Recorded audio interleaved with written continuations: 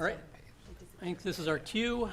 We can call our regular May board meeting to order. And Aaron, I'll double check again. You can hear me okay, yeah? Yes, I can, thanks. Perfect, okay. We are gonna begin with our flag salute. Flag is over here behind me to my right. I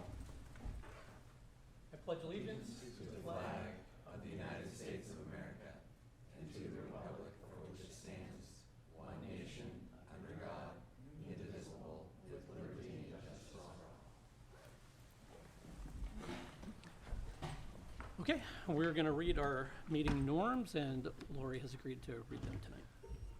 Okay, collaborative governance. Members of the board and the superintendent will work together in good faith as a team in the best interest of the students, modeling of willingness to learn together. 2, board members will recognize and respect the superintendent's responsibility to manage the school district and to the district employees in district and school matters. 3, board members will give careful consideration, listening to all perspectives, to all issues brought to the board by individuals in the district leadership. 4, the district may only make, the board may only make decisions only on the properly called meetings. Board members recognize the individual members have no authority to take individual action in policy or in the district and school administrative matters unless so authorized by board vote. Communication agreements.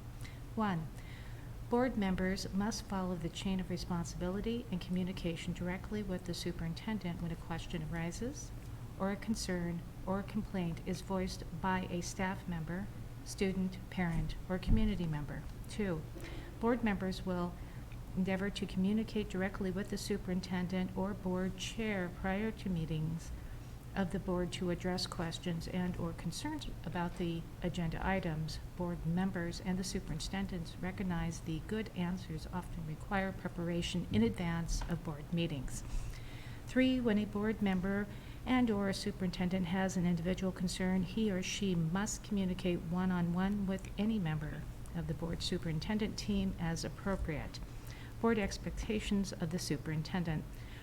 Work towards becoming a team with the board members. 2, communicate with the board members promptly and effectively. 3, provide data to board members so that the data-driven decisions can be made. 4, work with the board to establish a clear vision for the school district. 5, inform the board of all critical information, including relevant trends, anticipated adverse media coverage, and or critical external or internal change.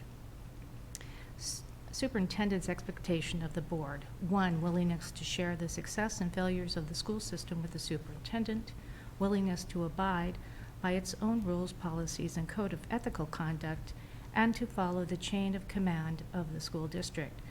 3, a willingness to participate in professional development activities at local, state, and national level.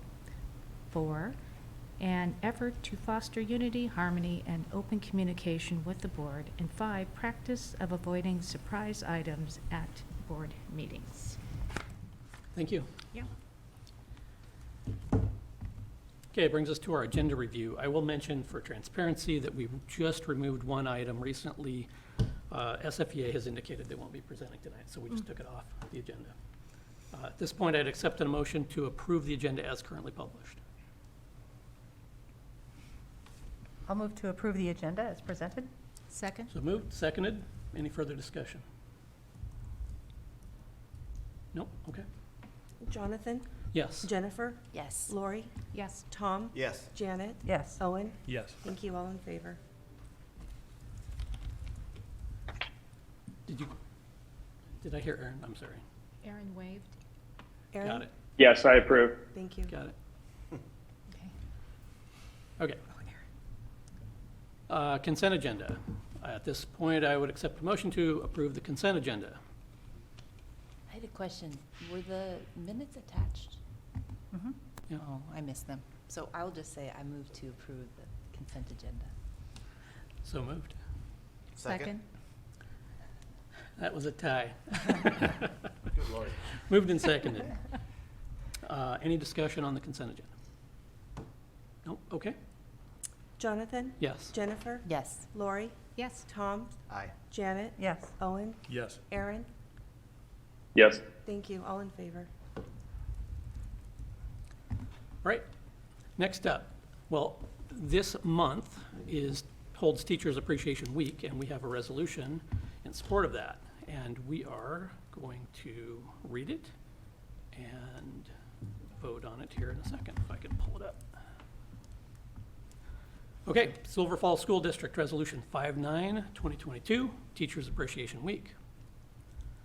Whereas teachers, school counselors, specialists, and all licensed instructional staff mold future citizens through guidance and education, and whereas teachers encounter students of widely differing backgrounds, and whereas our country's future depends upon providing quality education to all students, and whereas teachers spend countless hours preparing lessons, evaluating progress, counseling and coaching students, and performing community service, and whereas our community recognizes and supports its teachers, educating the children of this community, now therefore be it resolved that the Silver Falls School District Board of Directors proclaims May 2nd through 6th, 2022 to be Teacher Appreciation Week, and be it further resolved that the Silver Falls School District Board of Directors strongly encourages all members of our community to join in this observance, personally expressing appreciation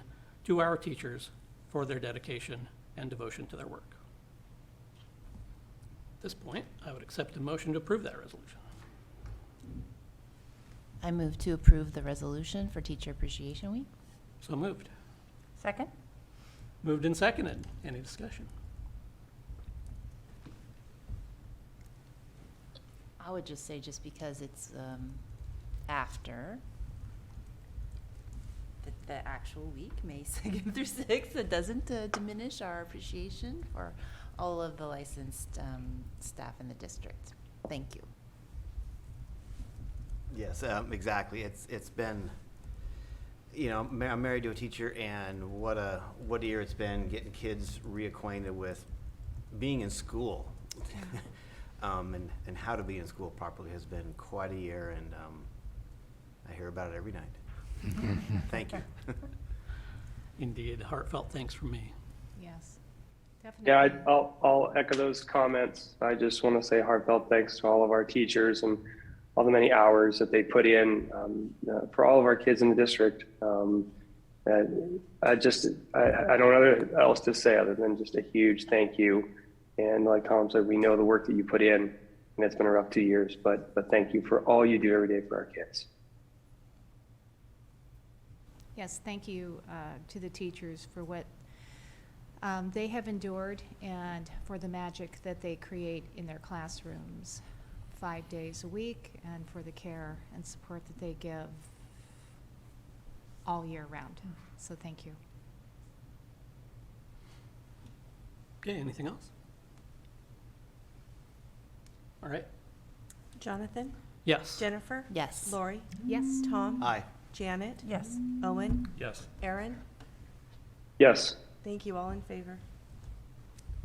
Okay, so next up, we normally have our student reps, but I've heard they're going to be kind of rolled into the principal reports. Is that correct? Okay, so with that said, we're going to move into the Sequoia Falls Academy update with Jennifer Hannon, our administrator.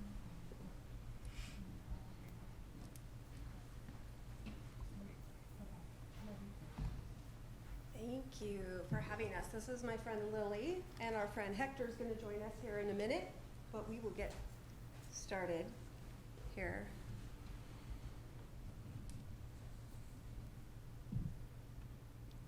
Are you impressed? Yeah, thank you. Okay, at Sequoia Falls this school year, we have served a total of 92 students with the direct services.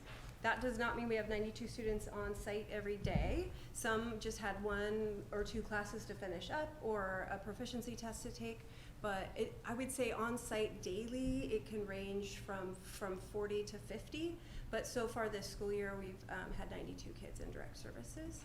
And then in addition to that, 156 students, I'm sorry, not in addition to that, but the total number, so the 92 is rolled into that, families in outreach support. And there's a variety of outreach supports that we provide out of Sequoia listed there. Oh yeah, you guys can see that's amazing. That's great. We have 7 staff members, and we have partner organizations that we work with, including Silverton Area Community Aid, 2 private counseling offices, 1 out of New Perspectives, and 1 in private practice that are on site with us. And then we have contracted services as well. And those contracted services are primarily transition specialist support, and those are funded through a grant from ODE, the Re-Engagement Opportunity Grant, specifically for kids who have disengaged from education. We are a program, not a school, and we are a program that serves students who have disengaged from education, are at the highest risk of disengaging from education, or who need an alternative learning environment in order to fully engage in their education.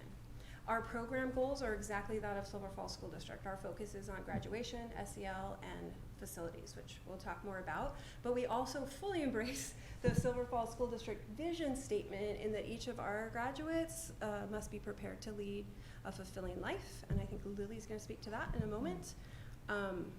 And that, again, we fund that, we work on that a bit through case management, which we'll discuss in just a minute, but also that's the focus of our Re-Engagement Opportunities Grant, that we have those specialists that work with our kids to make sure they're taking very smooth next steps into what's happening next for them.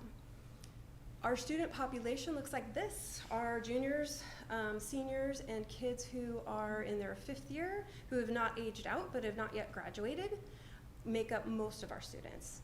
And then we also serve freshmen, sophomores. We try to, we say we're 8th through grade 12 plus. Hi, Hector, welcome. But we have had 4 7th graders this year, just for various reasons, because they needed that support and their homeschool was not able. We keep 36 data points on each of our students, part of our grant reporting process. These were some numbers that stuck out to us as either big contrasts or big numbers. So reminder, McKinney Vinto is a student who is either an unaccompanied minor, is doubled up, or is in temporary housing, or not housed at all. And that is quite a contrast with district-wide to students who end up with us. And then SIS is actually SES, socioeconomic status. I was thinking income in my brain, but so I apologize for that. We'll fix it before we post it. That one's somewhat, that's very hard to measure both for the district and for us with everybody in free and reduced lunch, because that is where we gather that information, is the filling out of those reports for free and reduced lunch. And then our LGBTQ population, we don't track that for the rest of our student population, so we can only go by population at large is approximately 7 to 10%. And then you can see minority and gifted students also differs quite a bit from what the district averages. And our other big numbers, dropout or non-attending, mental health treatment, that means 84% of the students at Sequoia are currently engaged in mental health treatment. 64% of them are credit deficient. Remember, we have some middle schoolers in there too that would not obviously be credit deficient yet, or hopefully ever. 59% of our kids report a major trauma that's impacted brain development or learning, and 48% of our kids are either special education or 504. All right, our goals. Goal 1, every kid is on track to graduate. So we have several strategies we use for that. We track proficiency towards each standard, so that if a student does not show proficiency in a standard and that class ends and we move to a next one, they can just pick up those proficiencies that they haven't met for those standards and combine them, so they don't have to completely restart a class. So that we feel like has been very effective in speeding kids through instead of restarting. Along those lines too, we have sessions rather than semesters. 18 weeks is a semester in our school district, and we go by sessions that can be as short as 3 weeks and as long as 7 weeks. That's the trauma-informed systems model, speaking to the fact that kids with very complex lives, it's very hard to maintain success for 18 weeks in a row. This allows our kids, if they have an issue that interferes with their education, they can quickly jump back in without waiting half a year to be able to start earning credit again. We have alternative scheduling and an alternative environment, which is helpful in getting kids where they need to be. We offer both live and self-paced courses. Self-paced courses can be independent study, but most of them are online, using the Graduation Alliance program. And then I think one of the things that helps us or helps our students catch up is that we offer all of the ODE credit earning options, credit by course, proficiency, collection of evidence, and prior mastery. So we have processes in place to capture credit for all of those things. One of our Ed Excellence coaches says alternative education teachers are masters of looking for evidence that kids understand things and know how to do things. And I feel like our staff has gotten very good at that, of finding that evidence and being able to document it in ways to issue credit for our kids. That picture there, I was going to mention, that is part of our senior wall, right? Because you guys are starting to get scenery. Yeah. And there's 2 pages for each kid of all of every class, every transition activity, do you have your gown? Do you have your name for your diploma turned in? Do you have all of those pieces is part of what we do in tracking for kids. It feels like tracking for us. It probably feels like stalking for you guys. Does that feel like stalking? You guys get a lot of texts from us, huh? Yeah. Strategic goal 2, every student has the skills to navigate their world. So case management would be one of those things. And that senior wall would be an example of the case management. Every student that comes to us is assigned a case manager. If the student is not live in front of our face, they hear from their case manager about 2 minutes after they're supposed to be live in front of their face. And then we go get kids if necessary and help them plan each credit that they need on those tracking sheets and document how they've earned those credits and get all their files taken care of. We do on-site mental health evaluation and treatment. We offer that through our strategic partners and that re-engagement opportunity grant. And then the transition services, which we've discussed, every kid goes out with plan. So we know where they're going and they have taken the appropriate steps to do that. So they've applied to the schools or programs that they're going to next. They've completed all of the financial aid paperwork or Chemeketa Scholars or anything that it takes for them to do next, we do it. Well, they do it with our support. Let's call it support. Yeah. And then we use the Discovery Program, which I'm talking a bit about the Discovery Program. The kids know it as Power Hour, and they hate it very much. It is actually, the Discovery Program is the research it's based on out of Colorado. And the Discovery Program helps us help them build those skills around self-awareness, social awareness, self-management, relationship skills, and responsible decision-making. Right now at Sequoia, we are working on the bulleted skills, so problem-solving, conflict resolution, assertiveness, anger management, yada, yada. So, and I say they hate it because to work on problem-solving, we have to put them in problems, and to practice conflict resolution, we create conflict. Anger management, we make them angry, and we practice those skills and coach through it. There's a picture at the top there of one of the team challenges. That was a fun day for all, right? Each team had to stand on top of a rug and turn it over with nobody's feet hitting the floor. That would be an example of a team challenge. So they could communicate strategies. And I love that picture because that is such a microcosm of our community. Really different personalities and political views and represented in that picture of kids, just side by side, figuring it out together. The bottom picture is an example of an activity. They're getting ready to go fishing, which personally, I do love fishing. I love being in nature, but also it can create opportunities for me to practice anger management skills because the lines, so they do this for an hour a day. Included in that hour is a grounding activity, which is where they people to people. So the advisor is going to ask them a prompt question that they will answer, and they have the opportunity to listen and validate others in the group and also ask follow-up questions in appropriate ways. Often kids will say things that somebody across from them will vehemently disagree with. So we work out how does that look and how do we not just nod and smile, we can validate somebody else's point of view and express where we are and have boundaries. They do activities together. This is great for some kids, and some kids it's, very uncomfortable because we're asking them to do people things with people. And it's not hard stuff, they might plan a meal that they're going to cook for the rest of the group, and they have to budget it and walk to Ross and get the stuffed and then come back to the kitchen and cook it. It's just that they have to people together, which some of them are very people-y, and many of them, it's the worst part of their day, right? They all have to be involved in a service project. They do that in teams, and then they have a challenge activity every day, unless it's a challenge day, and then the whole hour is a challenge activity. And again, the rug flipping would be an example of that challenge activity where they're gonna be stretched a bit socially. Then for strategic goal 3, facilities, we get a lot of comments about how great our facility is, and we appreciate that. We do hear it described sometimes as the magic of Sequoia, and we say it is not magic, it is research. It does feel great in there, but it is not by accident. It's the trauma-informed systems research about flexible seating. So we have wobble stools, and we have recliners, and we have spinny chairs and regular chairs. We use natural elements, so natural light, natural colors. If you go into Sequoia, there's lots of sticks and rocks and things, right? The outside has come in. And then the whole campus is very sensory aware in terms of light, smell, noise, colors, and clutter. You will see clean lines. You will smell like it smells like a forest in there, usually, unless we're cooking tacos. And low clutter.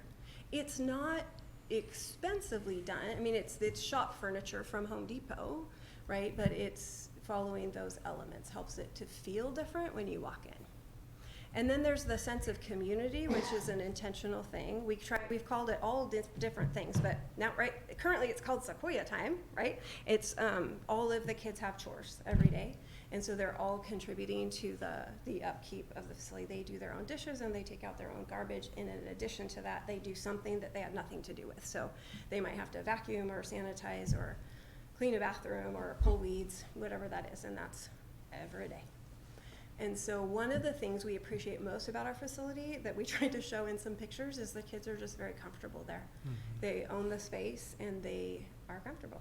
There's not, in a traditional classroom with 30-ish kids, they don't have the opportunity to lay on the floor always or recline in a chair.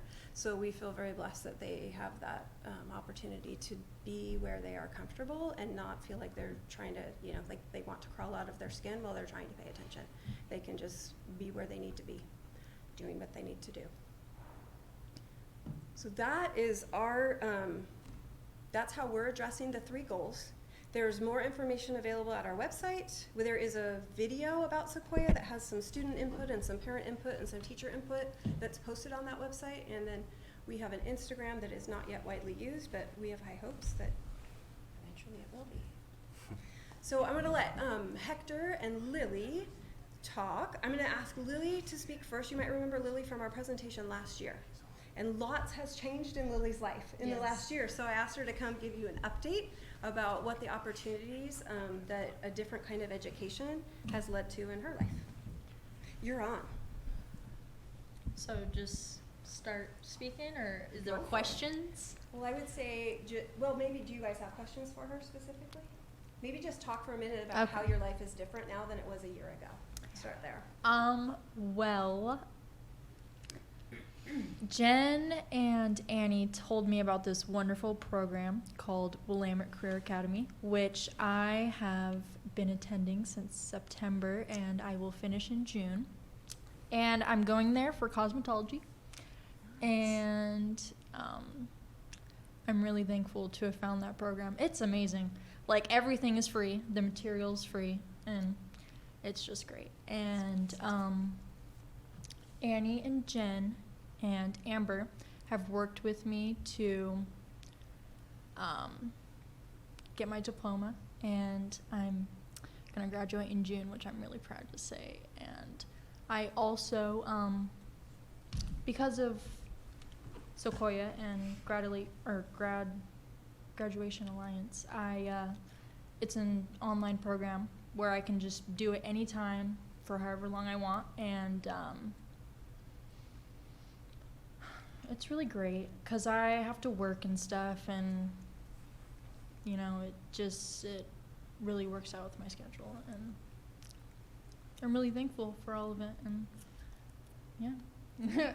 And Lily is emancipated? Yes. Has been emancipated for a year, so supports herself. Yeah, well, now I'm 18, so. Well, yes. She's an adult. Yes. And drives, Mm-hmm. and will graduate with a regular diploma. Yes. Even though she was Nice. offered other options several times. So I we're know. very proud, very proud of her. Come a Yes, long very way. good. Thank job. you. And Hector, you were going to speak a bit about why Sequoia is a better fit for you. Well, I just, Oh yeah, have a microphone. Thank you, Lily. I preferred Sequoia over the regular high school just because of how getting credits was structured. It would be harder for me to get them here. I knew most of the, if not all of the material that I had kind of not gotten credits for. Testing for proficiency on GED allowed me to get my credits up. Mm-hmm. Graduation Alliance was a big help as well. I really just had they gave me all my work just to do on my own time, because I also work sometimes like 20, 30 hours a week. So I just, I prefer that style of learning where it's very, I have help at all times. And since it is a smaller group, the teachers and all the other staff members can really help you at almost any moment. Whether you want it or not. Pretty much. Yeah. Yeah, so the flexibility for you is key. Yeah. Yeah. Good. Okay. Do you guys have any questions for Lillian or Hector? No, but it's exciting to hear Yeah. your stories and your journey. Congratulations. It's wonderful. We're really Yes, proud of you yes. guys. Good job, working so great. hard. Mm-hmm. And Hector is not getting his GED certificate. He will graduate with a diploma, but he was referring to GED tests that he can take for proficiency in those content areas. Yes. And he is correct. He came in, even though he was missing the credits, took the test and scored well above where he needed to be to earn the credits. So Jen, that's a question I have. It sounds like you really do use a combination of ways to Yeah, all earn four credit. that ODE allows for. And do you find like you have in this program more flexibility around that than when this type of work was being done here at the high school? Yeah, so any of the credit earning options could be done at the high school if we build it into the high school credit earning options in a recorded way for accreditation. So they would have to go through site council, they come before you, it gets put into policy, these are pathways in place. And some school districts do. Portland Public uses all of them, partly because they don't have room in their buildings for all of their students. So they want to push kids out into life experiences as much as possible. But when you're classified as alternative education, all four of those options are available to you. So we do have some flexibility to meet with each kid as they come in and say, why weren't you successful? And in Hector's case, it wasn't because he wasn't learning the material. He wasn't completing the classes. I don't know if you want to speak to, or if you can speak to why you were not earning the credit even though you were learning the material. With like homework and all that stuff, I just couldn't get to it because of work mainly. Now, since I have the flexibility of just doing Grad Alliance or live classes, which they split into 6-week sessions, which they determine if I know the material or not, it is better for me. Yeah, so for each kid, we can say, now if it's a student who wasn't present for enough of the instruction, does not have the skills, then they're going to go into skill building programs, either online or through live classes, or in some cases through pretty focused tutoring with volunteers or transition specialists, et cetera, to build those skills to be able to earn the credit. But honestly, many of the kids that are coming to us, it's not because they have big academic deficits, it's because their lives are really complicated and they have a lot on their plates. And in our structure, not just at Silverton High School, but at high schools in Oregon, and I would say probably most of the country, if you have something that pulls you away from your education for enough days, it's very hard to get caught up and earn that credit, even if you know the material. So we just aren't very good yet as a school system, not Silverton High School or Silver Falls specifically, but as a school system in Oregon at least, of really making our credits about what a kid knows and is able to do, as opposed to how well they can navigate a system, because the system is not built for very complicated lives that some young people are experiencing. And how many of the kids work with the Career Academy, and how does that connect to the Sequoia Academy? Are they is that just one tool in or one place you can send kids, or? Yeah, we've actually had really, I think Lily, hopefully you're okay with me saying this because I'm about to say it out loud. But 2 years ago, you said that you would not graduate from high school. Yes. Yes, she had no intention of doing that. But it was a draw to come out of high school certified in a career that was a living wage job that was free to her, and not I have to get all the way through high school and then get accepted to another program and complete that program and pay for that program. To really be able to complete high school and a certification at the same time has been a life changer for Lily, and I think we have 6 of our students who have done the program. We've also been able to use that as a way to bring kids who have disengaged back in. And we were just talking at the high school this morning with Sione and Patrick about, some kids who have left us. I mean, just left. And, I am hoping that when the COVID kids have graduated, right, they've gotten a taste of, I'm on my own schedule, I have a job, I have other responsibilities. Coming back to a full day of 7 periods is a lot to take on, right? You're not going to quit your job and come back to school full time.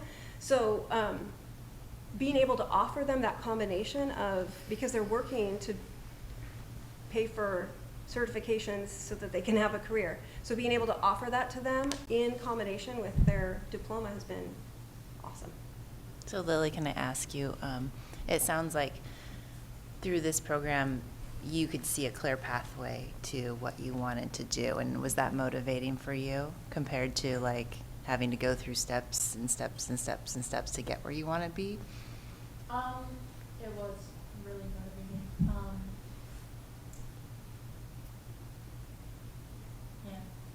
It seems like, to me, like it would be hopeful, like to have such a clear pathway. And also, Jen and other teachers at Sequoia have helped me to figure out schooling after Willamette Career Academy. So I plan to go to summer salon, and they're helping me get on FAFSA and other programs to pay for that too. So they're Awesome. helping me get through everything. That's awesome. Yeah, that's fantastic. That's nice, right? Yeah. The stalking continues. Yeah, I think it's just sitting in a classroom for 7 hours a day is not for everyone, right? And the kids, now that they've been out, know there's other ways to do it. And so I think we have more and more kids right now, in particular, who've experienced another way to do it, looking for other options. And certainly, yes, Willamette Career is one tool we have. We have great programs here and partnerships here. Or I should mention Anytime Fitness, right? I didn't mention them as one of our partners, but they partner with us for our kids to go work with them as well. Are these students all or mostly sort of Silver Falls School District students, or are they coming in from anywhere else into your program? We currently have students from Mount Angel and Jervis school districts in tuition slots. And there are, one of them is a test case to see how that would work. And then one of them was a student who was ours in the program and moved, and then their district decided to pay to have them stay because the program was working for them. I would say that we are ready to open. We get calls about once a week asking for, how to access slots. So we're ready to do that when there's space available, not taking slots from Silver Falls School District students. Yeah. But when the time comes that we need to bring in more, support, if we need other districts to pay for our student slots, I think we will be able to do that. Yeah. Do you have the capacity for that in your current facility? No, we don't. It would need to be fewer Silver Falls School District and then backfill those with other districts, out of district tuition slots. And I do think, and I am hopeful, and you'll hear from Patrick and Sione that, you know, how they're getting kids across the line, and I'm hopeful that will, fewer and fewer kids as we do the work will need Sequoia from Silver Falls School District, and then we will be able to open those slots to others and help financially support our own kids in that way. So you said that you have 92? We have served 92 this year. Oh, okay. There are not, some of them have graduated. Some of them have come back for a bit and decided, yeah, I'm really not going to do this. Okay. And we've lost. I would say only 4, though. 4 of those 92 have decided not to finish. Right. But some have already finished, and some just had, you know, a few things to finish up. Of those 94 students, 6 of them were kids who should have graduated last year. Okay. So came back and just finished up. Yeah. So how do you manage the slots, and how many can you provide for at any one time? Or is it kind of an ebb and flow? It is an ebb and flow Yeah. because what we asked the high school to do is fill out the nationally normed at-risk rating scale, which gives us a number of kind of the needs level of a student. Because some of our kids come in and they go through classes, zip, zip, they meet with their transition specialist, they file their papers, and it's not a huge time commitment, right? And then other kids need more support, either because they have more complexities in their lives or they don't have the parental support, they're on their own, et cetera. And so it really comes down to like the numbers on the scale in the room as opposed to the numbers of bodies in the room. If that makes Okay, sense. that makes sense, yeah. Thank you. Thank you. I had a question. Thanks for sharing your stories, and I hear nothing but good things about the program. But my question is along the lines of, how is it paid for? Is it going to sustain? I know it's got special funding from the state, but I can't remember, Jennifer, maybe you know, maybe Scott can jump in. Is it long-term, or was it a pool of funds that's going to taper off? Good. You're It's shaking your head. long-term, and Good. it- Good. You Good. remember when we went to Yes, the no, I do, legislature? but is this Yeah, like that's- going to this is keep going for sustainable. decades? Is it going to sustain, or was it like going to sunset after 5 years? And this is our prioritized strategy coming out of SIA, which is a funding source written into legislation, so. Yeah, and it's permanent. Yeah, Good, that permanent. was my question, good. Permanent is anything is Right. in Well, education true, or true, but. Yeah. But yes, it is a It- sustainable it- source, It absolutely. sounds like It it's is working well for sustainable, everybody, so that was the gist of my question. And I love it, Jen, that you have an eye on how to make it sustainable, even if numbers from our district go down. That's awesome. Yeah. Yeah. We're ready. Well, I really appreciate you guys coming. Thank you. Thanks for sharing your Yeah, stories. This is really exciting. Fantastic. Best Thank of you both so Thank you, much. Jen. Thank you. Thank you, Yes. Lily. Thank you, Hector.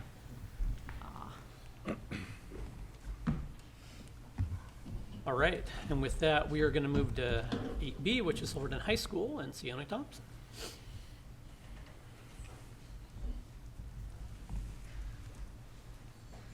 All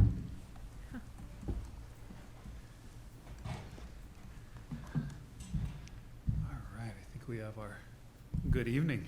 Good evening. Chair, board, and everyone joining us. We'll wait for our slides to come up.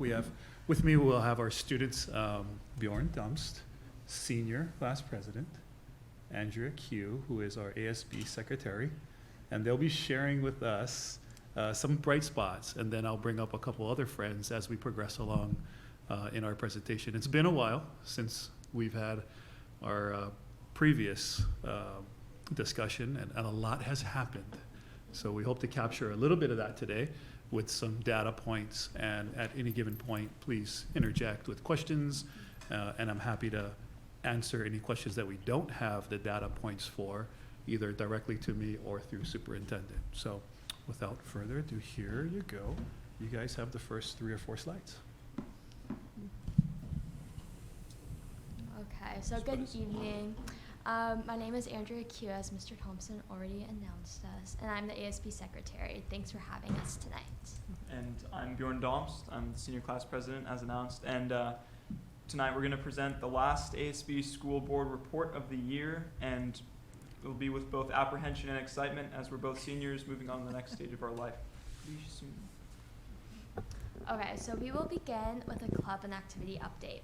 Our Silverton High School FFA has been busy lately with competing at state and earning team state championships in agriculture, mechanics, and agronomy. They also recently elected their officers for the 2022-2023 school year, held their annual Silverton FFA plant sale, and are planning their annual banquet this week. Skills USA students participated in the Skills USA State Championships in Clackamas at Camp Whitacombe. Students did a great job with 4 state champions and multiple students who placed in the top 10.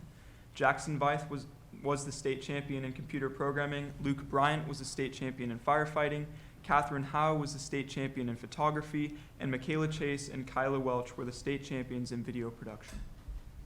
Our Red Cross Club has an upcoming blood drive on Friday, May 30th in the SHS Auxiliary Gym. This will be the 5th blood drive this year. And our jazz band performed at the Mount Hood Jazz Fest this last Saturday and got qualifying scores to go to state. Our SHS Wind Ensemble and concert band will be traveling to OSU this Friday, May 13th for the state band contest. And our Silverton band will be performing at 2:30 p.m. in the LaSalle Stewart Center. The public is invited to attend. Next Tuesday, May 24th, the bands will have their spring concert in the high school auditorium at 7 p.m. And we invite the community to come hear the excellent music being performed by SHS students. Next Thursday, May 26th, our SHS choir program will hold their spring concert known as the Spring Spectator at 7 p.m. at the SHS auditorium. For those who know about the traditions of the choir program, this is the cabaret. Coming up for the community, we are performing for the SFSD retirement celebration and the American Legion Memorial Day event. And our theater department just closed its spring production of the annual one-act plays, which included 4 short plays and 2 musical numbers. The week of May 23rd to 27 is the celebration of the fine arts at SHS. There will be events every day with daily themed dress-up days. As previously stated, our band concert is on Tuesday, May 24th, our choir concert is on Thursday, May 26th, and the theater awards night is on Friday, May 27th. The Silverton Rotary Club is busy getting everything ready for their annual Daddy Daughter Dance on June 4th from 6:30 to 9 p.m. Our SHS Interact Club is in charge of the games and activities, crafts, setup, and princesses. And ASB recently held our 2022 to 2023 class elections. We are also busy planning our upcoming Spring Academic Awards Ceremony and Spirit Week. Spirit Week is our end-of-the-year culminating activity that includes dress-up days, Power Flag football, a talent show, and the Spirit Games. In the Spirit Games, each class competes for the coveted Spirit Cup by competing against each other in a spirit dance, tricycle races, tennis ball slingshot, tug of war, and an obstacle course. So for spring sports, our girls tennis team finished out our league undefeated, pulling out a win against Crescent Valley by just 1 game.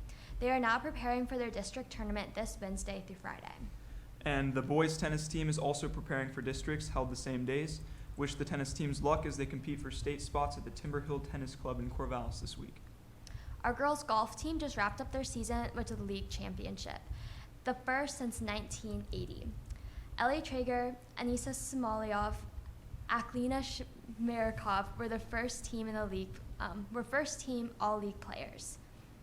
They will be moving on to state tournament, competing as a team next week. Meanwhile, our boys golf team is competing at the regional level today and tomorrow. Depending on how they do, some members may go to state.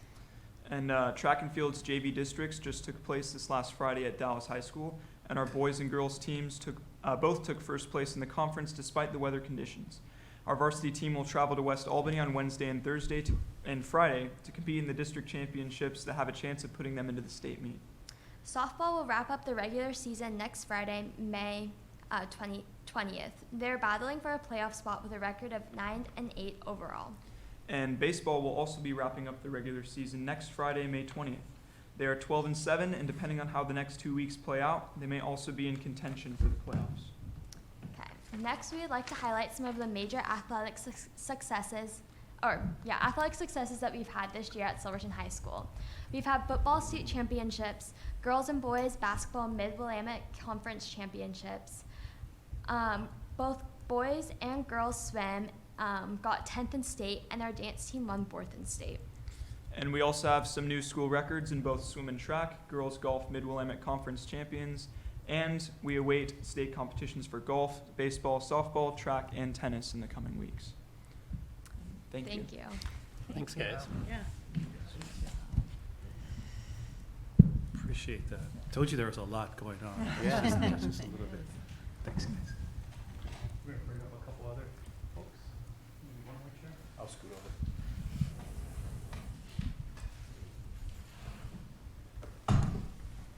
I know you don't want to hear just from me, so bringing up, if you haven't met already, Patrick Mulligan, our Assistant Principal for Curriculum and Instruction, Heather Basher, ASB, and Kevin Ortega, our superhero from our counseling department. So continuing on, other successes and highlights. This is something that Mr. Mulligan just came back from a Willamette Promise, a Willamette conference meeting with them. So we pulled this data over total. This is not just this year, but in totality, over 800 of our students earning college credit with Willamette Promise, and that equates to 6,238 total number of college credits from Willamette Promise. And I think we know from the last couple of years how important college credit is for college credits earned for high school students and ongoing enrollment in college, how important that is. I think a few years back, they were saying 6 credits earned in high school increases 5 times the likelihood of a student. And those who are first-time college goers in their family, twice that, 10 times more likely to attend college. We're excited that we're adding more courses and credits for the up and coming year with diesel mechanic, our partnership with Clackamas Community College. We're looking forward to 2 courses, and if students continue along those courses, to earn 12 or more possible credits. Also, we're looking forward to adding Foundations of Education along with the Willamette Promise, and that also includes a possibility to have courses for early education. So we know that with our preschool, that's going to be a fun endeavor for us. So those are some of the highlights that we have. And for our goal, 1, are on track to graduate, here are some of the strategies that we want to share with you that lead to the indicator by the end of 2021-22 school year, we will cut the percentage of students who received a non-passing grade by half as compared to the previous year, 2021 school year. So here are some of the strategies that we've been implementing. We have weekly school data, which consists of, and not limited to, attendance data. We know that attendance correlates directly with passing grades and achievement. We also look at behavior, which we'll see a little bit of that data later on. Also, we have our system that provides missing assignments in real time, along with non-passing grades and Fs. So a compilation of that data, weekly updates, we're continuously supporting our students and including that second bullet during AG. So AG teachers also continuously remind and support students of those points that we just talked about. We've increased core support classes. Those are classes where students with non-passing or failing credits can do credit recovery. Of course, the individual teacher work, now that this past year we've started at 8:45, that time in the morning is full. Teachers have requested and at times required students to come in for extra assistance, tutoring, makeup work, retaking exams. So again, our superhero teachers have been putting in that time before school. We also know the hours, the countless hours put into Canvas in order to reach our students who are on quarantine this year to ensure that they still had continuity and access to their learning. So those are some of the individual teacher countless hours that we've put in. Our counselor team, Mr. Ortega, will be sharing with you some of the things that we've seen. and some of the data points that our counselors have put in. Care team, so our care team, driven by teacher recommendations, go to care team consisting of our counseling team, Val Brown in our alternative ed, Jen in Sequoia, and our administrators. That team will take into consideration other strategies and in some things that can be done and create plans above and beyond the support that's provided in the classroom. So through that care team, you heard Jen share that we fill out a document and we go through a rubric, and some of those rubrics, if scored high enough, will tell us what a successful student would look like, and possibly in Sequoia and other alternative programs.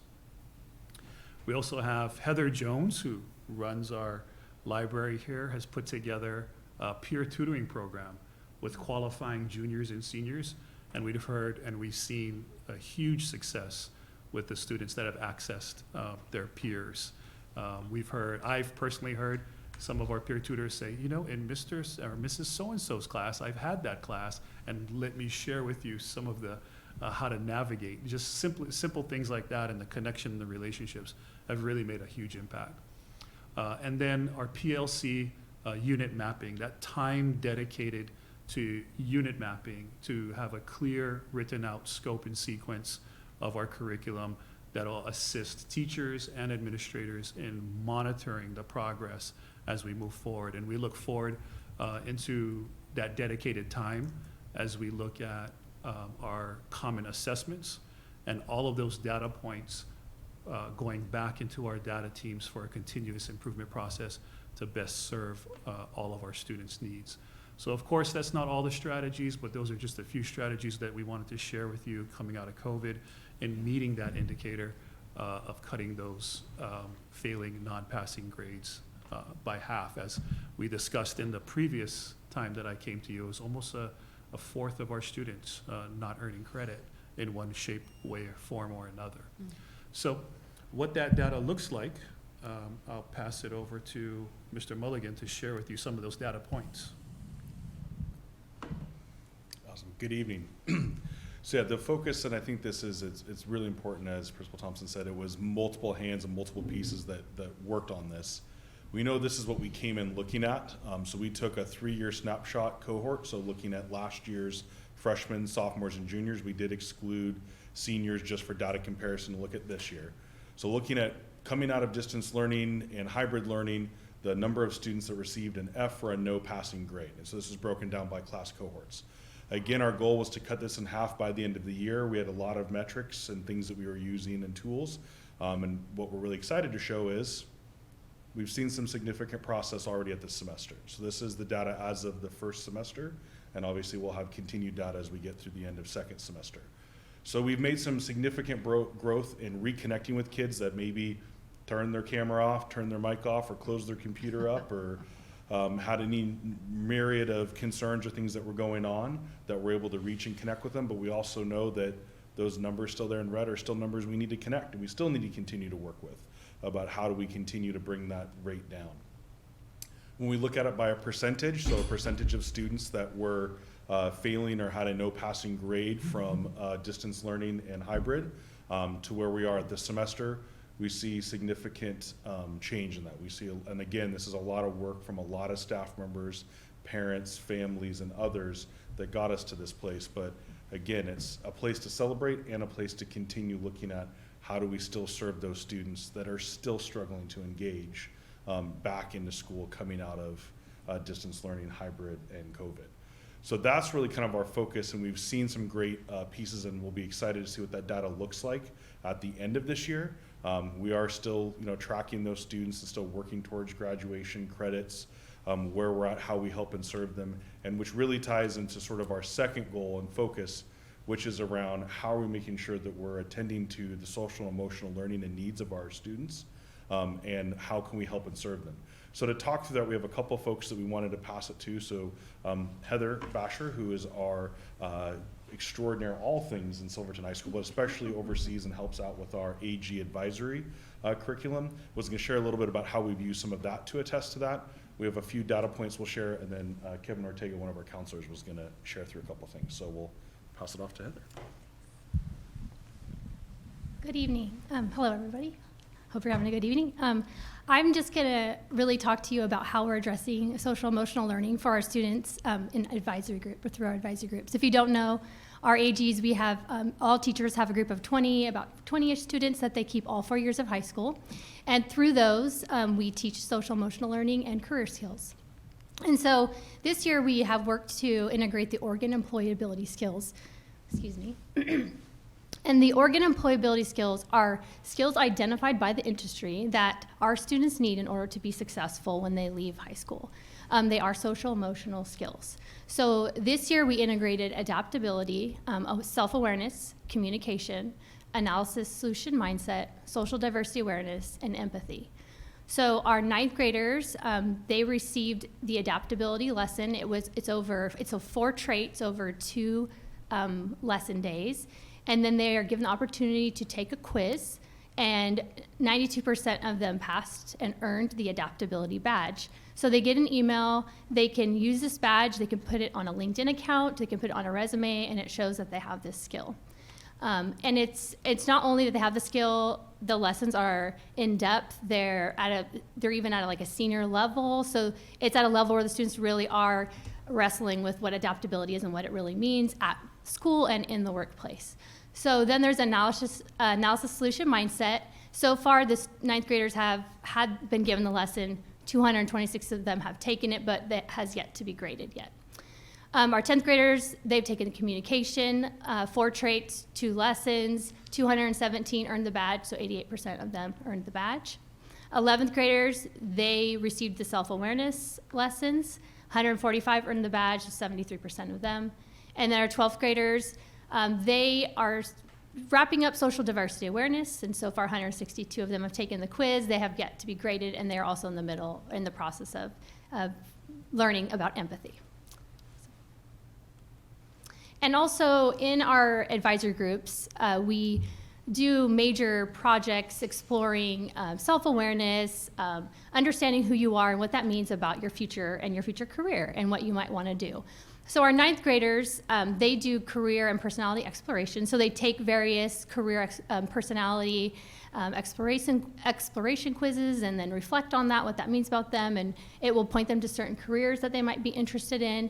Our 10th graders go through get a job unit, which they put together a resume, a cover letter. Again, it's teaching them self-management, thinking about their future, making decisions about what they're going to put on a resume. And then on this Wednesday, we're doing mock interviews. So we're bringing in 20 community members plus a few staff members.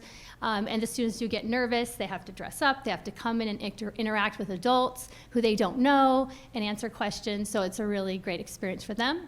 And then our 11th graders, they do take the ASVAB, and the ASVAB is an opportunity. A lot of people associate with the military, but it's actually an amazing test that helps them see what their skills are, and then they take an interest survey afterwards, and it connects their skills and interests, and they can do this online exploration that shows them all kinds of jobs that connect their skills and interests. And then we follow that with an industry chat so they could interact with people in the industry.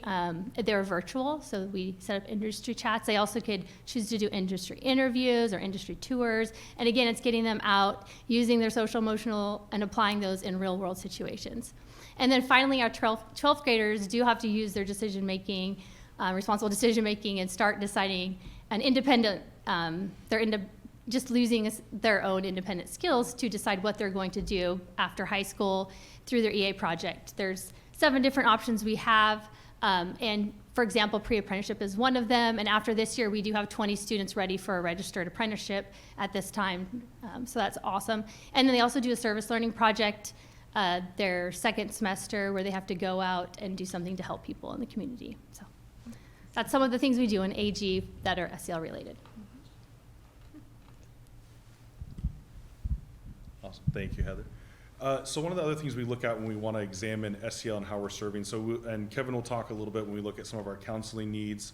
We have data points on how many students we've had, slightly over 115 that have been referred to care team for a variety of needs. But we also sometimes look at discipline data as a potential indicator of if there's needs. Students act out for a variety of reasons. We often will say behavior is a form of communication. It's communicating some sort of need, whatever that may be, whether it's support, structure, communication, connectedness, whatever that is. So a couple data points we wanted to showcase. There's a lot of different pieces, but one is on some vandalism that actually is an area that we've seen an increase this year compared to past years pre-COVID. Obviously 2021's not on there. There wasn't data that was collected for that year.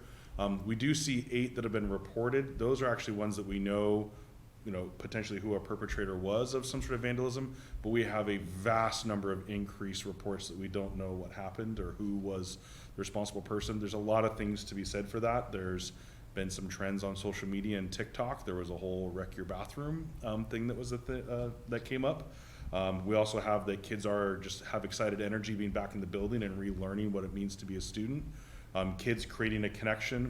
For some of our sophomores, they didn't have a full year of being a freshman in the building and that connectiveness to this being their educational home. So there's a variety of things that we see for that that has caused that piece. Other data. That's not 16, 17. Sorry, that's the year, yeah. 16 to 17 school year, 17 to 18. So yeah, they don't put a slash in the data system for me, which would be nice if I wrote the code myself, I'd do that. So the same here, so it's the 16, 17 school year, 17, 18 school year. So one thing that we did see though, a drastic decrease is around our disorderly or disruptive classroom behavior that's reported. Partly we attribute that to, I think, kids just being happy to be back. Not being at a computer screen, having that engagement with their peers, with their staff members. I think also staff members excited to have kids back and trying to, focus back on the tasks at our hand. We see other areas that behavior is coming up, but it's, at least we're seeing that level that we did prior to COVID in the classroom. This also is just a snapshot of our. And from what we're hearing is our teachers don't want students out of the class. They're really increasing their level of what kind of interventions and what kind of strategies they can use so students aren't sitting in another classroom for their behavior. So tribute to the teachers for that. Absolutely, absolutely. And this is just a quick snapshot. It shows what are the top 5 discipline-related issues for a given school year. So we kind of see pre-COVID to now coming back out of distance learning and out of hybrid learning. A couple of those, skipping RIE is a program that was in place pre-distance learning that we don't have right now. And the big one on there, I know the unexcused skip, that's not that many kids that are skipping. That does include kids that are absent, that phone call, or there's not an excused absence. So a note isn't turned in, parent isn't called, so we don't want it to believe that we have 1,500 incidences of kids skipping school. That's just kids that just don't have it reported. But you'll see there's a lot of pieces there. Technology, even now going one-to-one though, there is a decrease in the number that's reported of issues that are going on. So kind of shows a snapshot of what some of those pieces are. But this really just kind of shows some of the data points of how kids are functioning and working, being back in the building. But we really wanted to invite Kevin Ortega, who is our freshman counselor, because there's a lot of things that you don't necessarily have a data point to, but that we see that there is still some great things going on, but also some need that's happening within our students and our communities. And so we wanted to allow him to kind of close out and talk a little bit about that. So we'll pass it off to Kevin. Actually, before I forget, I think I'm going to comment on the lack of, or the diminished disorderly and that kind of conduct. I think when kids came back with masks on, everybody was subdued.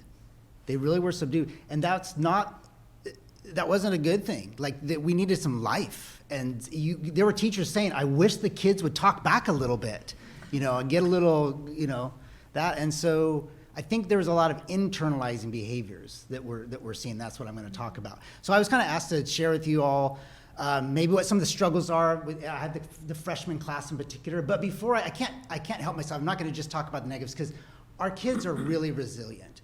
And at the beginning of this year, I made my signature at the end of all my emails is turn it up. And that was my way of telling the kids, COVID stole some joy. We're stealing it back. You guys are starting high school. These should be great years for you, the next 4 years of your life. Let's do it big. Let's not just, walk into this school year tentatively. Let's enjoy this. Let's make the most of this. So everything I sign says turn it up. And here's examples of kids turning it up. So I have an Instagram page. I asked all the kids for permission. I just put their first name on there. But when I look at that, I see kids that are involved. Basically, that's what turn it up means. Get involved. Don't just sit back. And there are kids in choir. There are kids in sports. There's kids from our unified team. There are kids in our Las Aguilas, the Hispanic Heritage Club. There are kids going to, what do I see up there? I see kids on their birthday and kids in choir, and I see kids who play softball and kids who are doing macho volleyball, and kids are involved. And in fact, I think our numbers, if you look at the easiest one to count is maybe sports. No, I guess you can pretty easily count our freshman class very involved in theater. But tons of kids playing sports. 125 kids, I believe, playing on the track team alone right now. So I think participation is good. It's solid. So thank goodness for that. But kids are struggling as well. And I kind of broke it into different categories that you could sort of group them by. And essentially when kids came in, we could see, and I'm talking in generalizations, right? Some kids came in just ready to go and hit the ground running. But there was a lot of kids that had a deficit, a skills deficit, a mindset deficit, or a maturity deficit. So when I'm talking about mindset, kids and their families, some of them were just pretty accustomed to being home and maybe not doing a lot of academics. And so when you step back into the building, that mindset affected attendance. I saw some permissiveness. Even the parents were, you could sort of sense, were like, it's just what we've been doing for 2 years, is we're at home. And so long absences that were sort of just accepted. Skills, just one example, and because math is more black and white than most subjects, it's been pretty obvious that kids have come in with skills deficits in math. And I've had to do a lot of work and us and the math teachers and math department, getting kids in the right classes and figuring out where they really should be, and the math teachers making adjustments for these kids who are coming in with some deficits. A mindset deficit would be the beginning of the year, we had a little bit in their behavior, like kids just didn't quite get that you have to be in class and stay in class. So there was a lot of asking to go to the bathroom and not coming back for 20 minutes. And it was like this retraining, like, no, you're in high school now, we're in school, you stay in a classroom. That's getting better. Maturity. If you just ask anybody who did lunch duty, they all noticed that a lot of the freshmen were just very immature. Although I want to say, I read an article earlier this year, the title was "The Kids Are Not All Right." Somebody in Pennsylvania wrote that. And they said that it really dawned on them when they were at lunch and they saw a bunch of freshmen gathering for a game of duck, duck, goose. They knew that their kids had lost some years of maturity. I'm glad to say I have not seen any duck, duck, goose games in our cafeteria, but there are certainly signs of maturity. The next category, mobility issues. I feel like more than usual I've seen families stressed and kids moving from one parent to another, moving out of state, moving back and forth, and so losing education, falling behind because of mobility issues. And then there's whole families staying present. They're not moving, but families making choices as far as educational mobility. So we've had a number of kids that started, they intended to be in an online charter school, did nothing, come to us 7 weeks late and behind now. Or kids leaving us, with the intention of fill in the blank, any number of things, and basically not getting anything and then coming back to us. Or kids leaving us, and I'm really not sure what has happened to them, to be quite frank. That kind of mobility has just been really difficult on students. We've had a number of kids go to unaccredited local schools, private schools, and now coming back way behind. And we're going to have to work over it'll take years to slowly catch them up, potentially years. Some will do it more quickly than others. Okay, and then my final category would be mental health. And I kind of grouped in there's some medical issues, and a lot of those overlap, but just the things that I believe anybody could expect, right, coming out of COVID, or actually just being a high school student, right, anxiety and depression. It's prominent, it's noticeable. Kids are really struggling. It's definitely up. And one thing I'd want you to know is it's an equal opportunity mental health crisis for a lot of kids. Kids who came with high risk factors, unstable families, school was always hard for them even when they were in 6th grade. It's affecting those kids. But the kids who were really our strongest students as 6th graders at pick your whatever outlying school, and whose parents are just right there with them, doing the best that they can and seeking help for them. I'm really pleased to say a lot of our families are not shy, and the stigmatism? Yeah. Stigmas of mental health, seeking mental health is diminishing, and people are finding help for their kids, but it's affecting across the gamut, right? All of our kids, I shouldn't say, it touches at all points of that gamut. Eating disorders, in my experience, are up.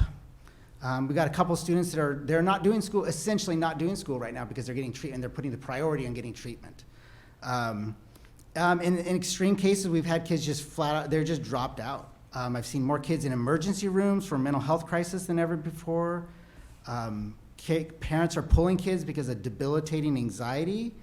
They had intentions. They say, well, we're going to do online school, but it didn't work out. And they're kind of putting school on, in the most extreme cases, they're putting school on the back burner because their kids' mental health is that bad and it has to be the priority. And they're just working and waiting and hoping that they're going to be well enough, emotionally well enough to do school again. And then at the very least, many students are struggling just to come to school, so attendance, and then staying in the classroom. I just have just lots of kids that often need the counseling center. They're asking can I leave the classroom? I need a break from people in class and academics. I need just a safe haven in the counseling center because anxiety is just so difficult.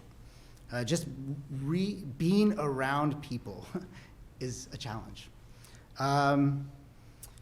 I've seen more disabilities that usually would be diagnosed probably through middle school, and they weren't. And so examples are kids that families, and I think they're might be onto something, or suspecting they may be on the autism spectrum, but they're just now sort of coming to those conclusions and looking for testing for that.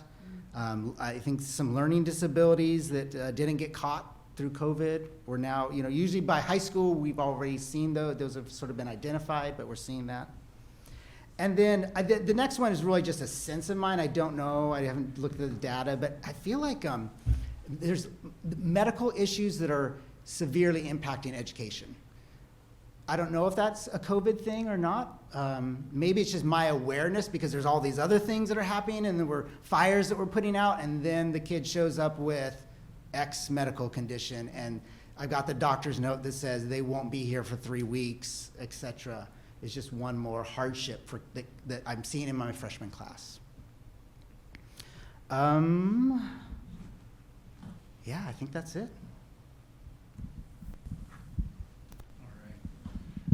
Well, thank you, everyone. That sums up our presentation. And as you heard from Mr. Ortega, the needs are great coming out. So the resources that we need to provide and understand how to meet those needs are severe. We're excited to share a lot of the things that we're going to be doing that you'll hear in the next and upcoming weeks. We want to restructure our counseling department where there's dedicated time for transitions, for that maturation process that was missed over the last 2 years. That means in the beginning, in the middles, and the ends. What does the beginning look like when we onboard our rising freshmen? What does it look like when we transition our seniors to life? And we want to make sure that we have dedicated resources and time for that. Also, this summer, we're excited to hopefully put together a summer bridge program for our rising freshmen as well. We know that with tried, true, and tested strategies, that students who become part of a summer bridge program are more likely to go to college. They're more likely to take advanced courses. They're more likely to graduate on time. Those that miss those, we know that students who fail their freshman year are less likely to graduate on time, less likely to go to college, 90% less likely than their peers to take advanced courses. So I think that's something that we're dedicated to. We're going to put that together for this summer, and hopefully we'll be presenting more on that up and coming to meet all of our community and student needs. So I'll stop there because we can go on forever. And again, we appreciate your time. If there are any questions, we're happy to share. Go ahead. Oh, I got a question. Thanks for the presentation. Kevin, thanks for the frank you know, assessment of the freshmen coming in. But in general, what I heard was involvement from the involvement clubs, sports, getting kids involved, and how much you guys focus on that. I know that's always been a focus on the high school from way back. Do you guys keep track or try to target kids who aren't involved in clubs or some kind of extracurricular activity? Because if a kid's involved in school, they want to go to school. Do you guys ever have any outreach to that kid that just kind of shows up and no one knows who they are, and then they go home? You got any? Yeah, I'll let you speak to that. Yeah. So student engagement, I think Yes. the first thing is that student engagement in the classroom. What does that engaged classroom look like? I was that student in the back of the classroom, half of the time falling asleep, nodding my head, and then hopefully the teacher would just let me go through. But how are we actively listening, actively engaging? I think that's one of the primary things that we need to focus on, and we're going to go through a process next year to understand what teaching strategies yield us the highest engagement in the classrooms. All the other co-curricular, extracurricular activities and clubs, when students come to us or their teachers are advising the counselors that we have students that are just going home. They're not engaged, they're not doing it. They don't want to be here. As you heard from Jen, high percentage of those students that are going to Sequoia and other alternative programs are the disengaged students. So we're finding programs, we're finding clubs, we're finding activities. I'm old. We need to find out what's new and what's hip and what do they engage with and what do they like. And it should be student driven and community driven. So find those platforms to do that. And I know, Patrick, you wanted to share something. What did you say? On the logistics side, we do through AG as well. We have like our activity fair usually at the start of the school year, and later we try to take students through all the different offerings and availabilities that are there. They, in fact, as part of that, actually identify a couple different ones that they are interested in to potentially to pursue more interest. Also, through our care team, one of the things we do look at is connections for students who have disengaged in pieces, and so we have a variety of ways that either the counselors are helping to create connections or pieces through either the clubs or activities. We also have a social worker that has groups for specific needs and areas that sometimes can meet. So we have a variety of ways we can do that, but we're also wanting to be even better at that, as Principal Thompson was saying, be more targeted with that. But we do have some ways that we try to encourage, again, you know, leading the horse to water. How can we help get them and see what's out there and what's available for them to be a part of? One of the things I noticed, you know, and I was really pleased to see all the improvement in terms of failing courses, right, year over year. I noticed that class that was freshman when COVID hit is lagging.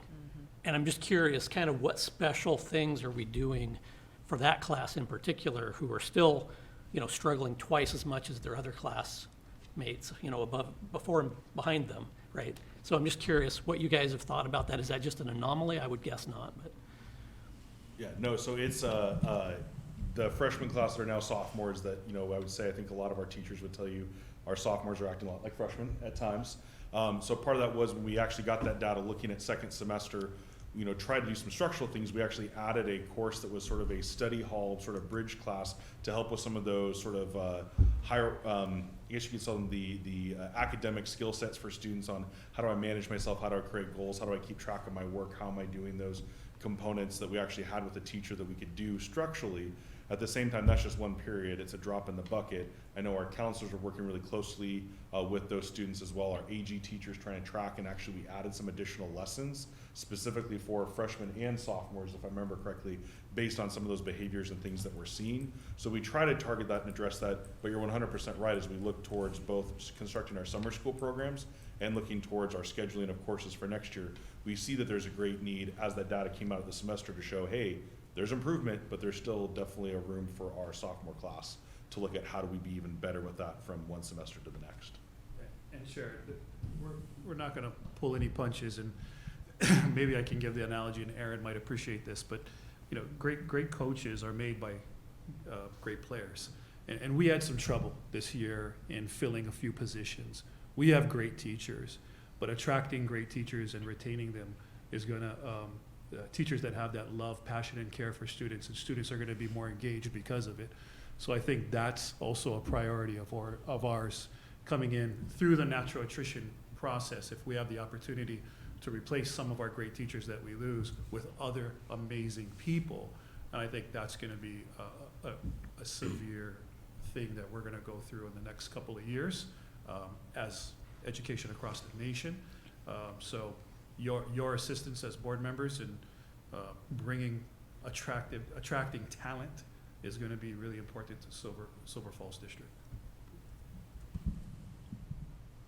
Do you have any sense for whether your seniors this year are applying to colleges and attending in the same percentages that they have in prior years? I wonder how much that's been impacted just by their experience that they've had over the past couple of years.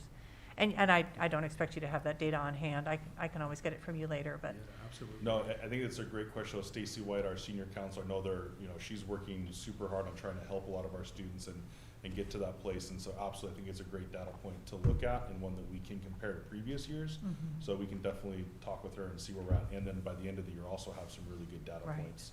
We also are trying to, I know through aging, through other pieces, how we can actually better capture data from our students once they leave us. So adding some additional pieces in there. So really, end of the day, our end users are our graduates that are out in the community. Are we meeting the needs? Are we getting there? So we're also working on some different ways that we can, because their school district email gets shut off pretty quickly after they graduate.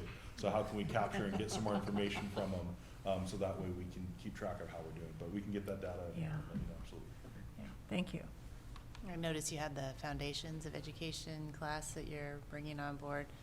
Recruit those Yep. kiddos. Yeah. And that's a great one that's actually through Willamette Promise that they've added this year in conjunction with Western. It's actually a full online built through Canvas, so kids can actually access that on their own sort of pace. So we're trying to figure out how we bridge that with a work experience piece, so the students can be doing that at the same time that they're actually accessing that content and not necessarily taking 2 periods or 2 sections away from their course. They can do it as a 0 period or independent study. Very cool.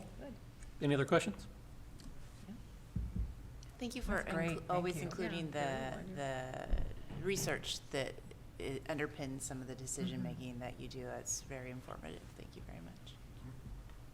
Yeah, thanks, guys. Thank you so much.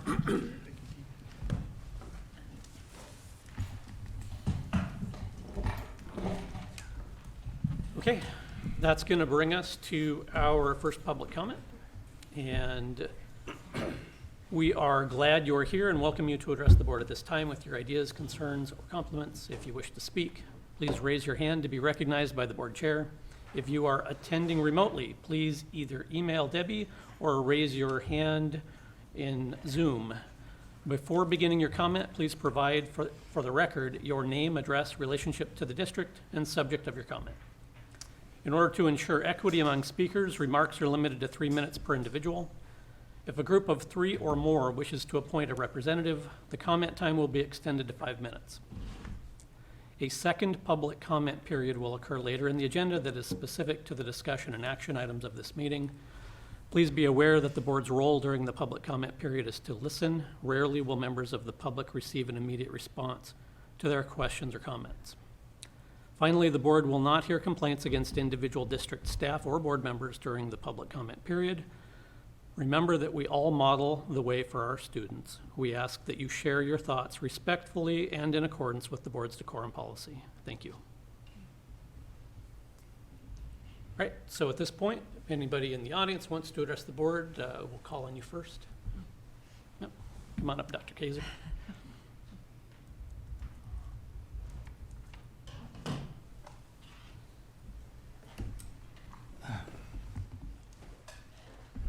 Good evening. My name is Raymond Kaiser, and I live at 828 Sun Valley Court in Silverton. First of all, an aside, I hope you'll chuckle with me, but I have to say this. The FFA parliamentary procedure students who made a presentation to the board a few months back at a board meeting, they would be jumping and screaming after your April 15th meeting. A motion to table is not debatable. I wish to speak about the weapons policy in the schools, policy KGBB. We humans seem to get hung up on our rights, and in this case, the Second Amendment to the Constitution. The topic is filled with rhetoric about the constitutional right to bear arms And that rhetoric often misses the point. Remember that our Constitution is not absolute. It has been changed by amendments over the years, and so even the Second Amendment is at risk. Most of our rights and freedoms come with a caveat. There are conditions. Indeed, the Supreme Court in 2008 ruled that Washington, D.C.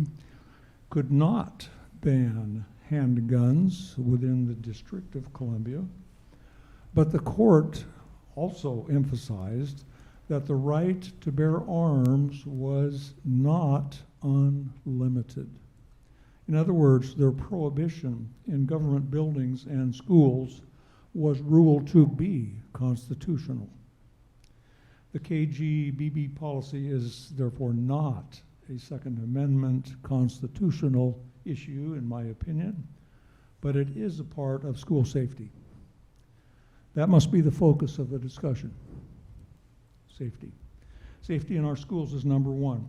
Coin 6 TV did a study 4 or so years ago, and at that time, approximately 1 person in 40 in the Silverton, Salem area had a permit to carry a concealed weapon. If you do that arithmetic, and you can pick the numbers, but approximately 30 seconds. Having 3 or so individuals carrying weapons in the gym at a basketball game is not, in my opinion, a way to ensure personal safety. I think there's some confusion about the difference between the existing policy KGB and the proposed new policy KGBB. An explanation would be helpful, at least to me.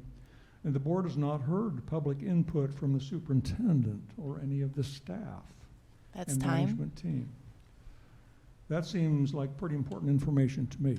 I think you should ask. Thank you. Okay. We good. get time, so Yeah, I'm all trying right, to be thank you. consistent here. Okay. You heard the high school principal talk about attracting excellent teachers.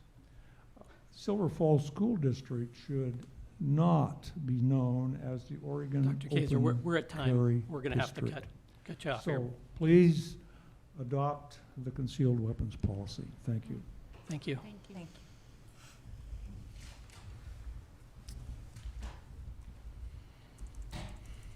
So we do have a couple online, so if we wanted to alternate. Yeah, we can alternate, that's fine. Daniel, can you promote Don Tacker to panelist?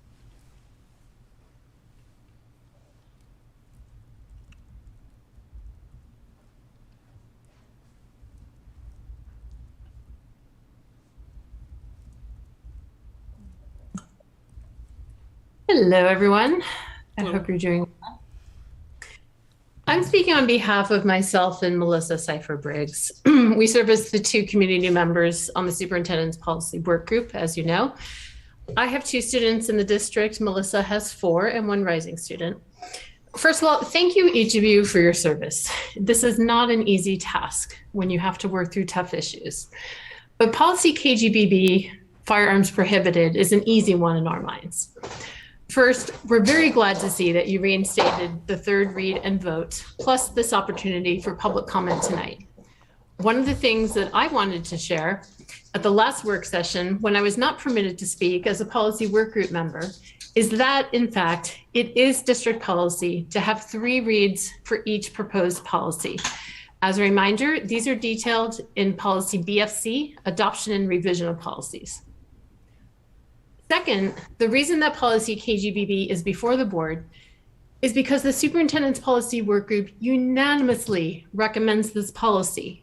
We saw both sides. We discussed pros and cons at length. Ultimately, we agreed guns have no place in schools. As the de facto coordinator of the work group, I want to impress upon the board that the purpose of the work group is to do the legwork and make recommendations. When this board ignores those recommendations, including recommendations from your top district staff, it jeopardizes the integrity of the policy development process. Please remember that your superintendent leads policy efforts. We encourage you to review policy BF, board policy development. The second to last paragraph states, the basic responsibility for initiating, reviewing, and recommending new policies or policy modification will rest with the superintendent. Similarly, in policy BBF, board member standards of conduct, number 13 reads that a board member should, quote unquote, take action only after hearing the superintendent's recommendations. Thank you, Dr. Kaser, for also catching that. Third, although each of you has a right to your own opinion as private individuals, and I would forever defend that right, your job when you serve on the board is to govern by consensus. Please leave your personal politics at home. Make decisions that are best for all students. Guns have no place in our schools. We implore you to approve policy KGBB, firearms prohibited. And again, I'm signing off for Dawn, myself, and Melissa Cipher-Briggs. Thank you. Thank you.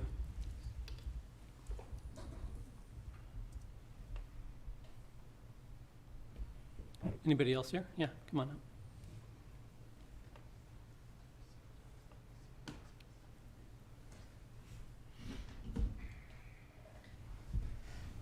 I'm Carissa Dow. I live at 241 Trees Court in Silverton. And my daughter goes to Robert Frost. She's 5th grade. And I apologize if I cough. I had pneumonia last week, so. I am here today to express my support for the board to approve policy KGBB to prohibit concealed carry weapons in schools. It's also disappointing to learn that the board seems to have tried to restrict public comment against their own rules. As a parent of an SFSD 5th grader, it absolutely terrifies me to learn that concealed weapons are currently allowed on our campuses. I've seen too many school shootings for this to be okay. In a country where school shootings are endemic with zero legislation to try to solve the problem, the last thing we need is someone playing Yosemite Sam thinking they are going to be the good guy with a gun in our schools. So again, please approve KGBB to protect my 11-year-old daughter. Thank you.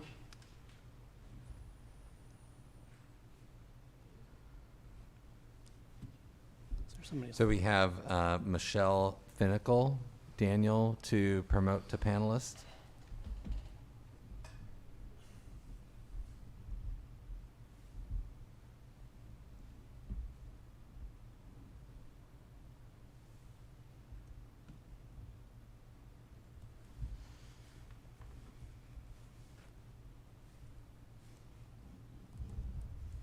There we go.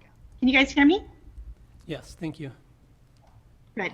Hi, my name is Michelle Stone-Finnicle, and I live at 817 Liberty Street in Silverton, Oregon. I thank all board members tonight for allowing me the opportunity to talk about the important measure or policy KGBB. I am a mother of an 11-year-old daughter in the district, and I'm also a former teacher of Silver Falls School District. So I not only send my heart to school, but I also take in I've taken in sons and daughters of our community members, and it's a position that I take very seriously and I hold with deep, deep responsibility. And when I think about this policy and concealed carry weapons inside a school, I immediately go to safety. And safety is paramount for students to be able to learn. And I believe all of you have children's safety at heart too, and you may even think that concealed carry weapons is a good idea because you have safety at heart. Well, I'm here today to talk about some data that suggests otherwise. No guns in school is the safest option. There is no evidence that mass shooters target gun-free zones. In an extremely rare situation where there is a school shooting, adults with concealed carry have not acted as interveners. In fact, at the Umpqua Community College shooting that happened in 2015 on school campus, that was a pro-gun campus that allowed concealed carry. One witness had a gun, but was afraid to use it because he feared police would shoot him mistakenly. According to the Violence Policy Center, 29 concealed carry gun owners committed mass shootings between May of 2007 and March of 2015. In schools directly, there has been 100 publicly reported incidents of mishandled guns. over the last 5 years. Incidents have included loaded guns falling out of a teacher's waistband while demonstrating a cartwheel to his elementary PE class, a teacher unintentionally firing a gun in class during a demonstration, a principal leaving a loaded gun in her purse where 2 first graders found it while she used the restroom, and a middle schooler grabbing a gun off a teacher in a physical altercation. These are just a few of the examples. I appreciate the board wanting to hear from the community. If Silverton is anything like the national average, and voting-wise we seem to represent America pretty accurately, then concealed carry for staff is not a popular option. A national survey found 30 7 out of 10 seconds. teachers did not support it, 7 out of 10 parents and 8 out of 10 teachers did not support concealed carry at school. If this board prides itself on being a sounding board of the community, it should listen to the community volunteers who suggested the policy, the commentators here tonight, and the survey that overwhelmingly supports a ban on guns in school. Even the OSBA recommends this ban, and they have the welfare of our schools at heart. So I encourage you to please go forward with that policy. Thank you. Thank you. All right, anybody else in the room?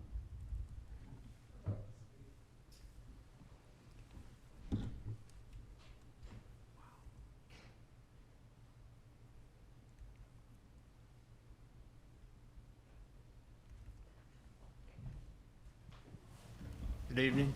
My name is Jason Dow. I live at 241 Trees Court. I'm going to discuss being pro KGBB and just a show of hands. I know you guys aren't supposed to interact, but do you guys know how easy it is to get a concealed carry permit in Oregon? For yeses, raise your hand. You can take an online course and download your carry permit. I was in the military for 8 years.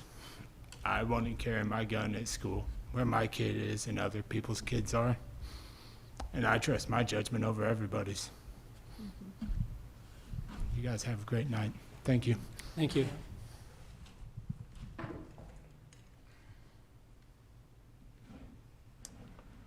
So we have Daniel, can you promote Lori Chadwick to panelist?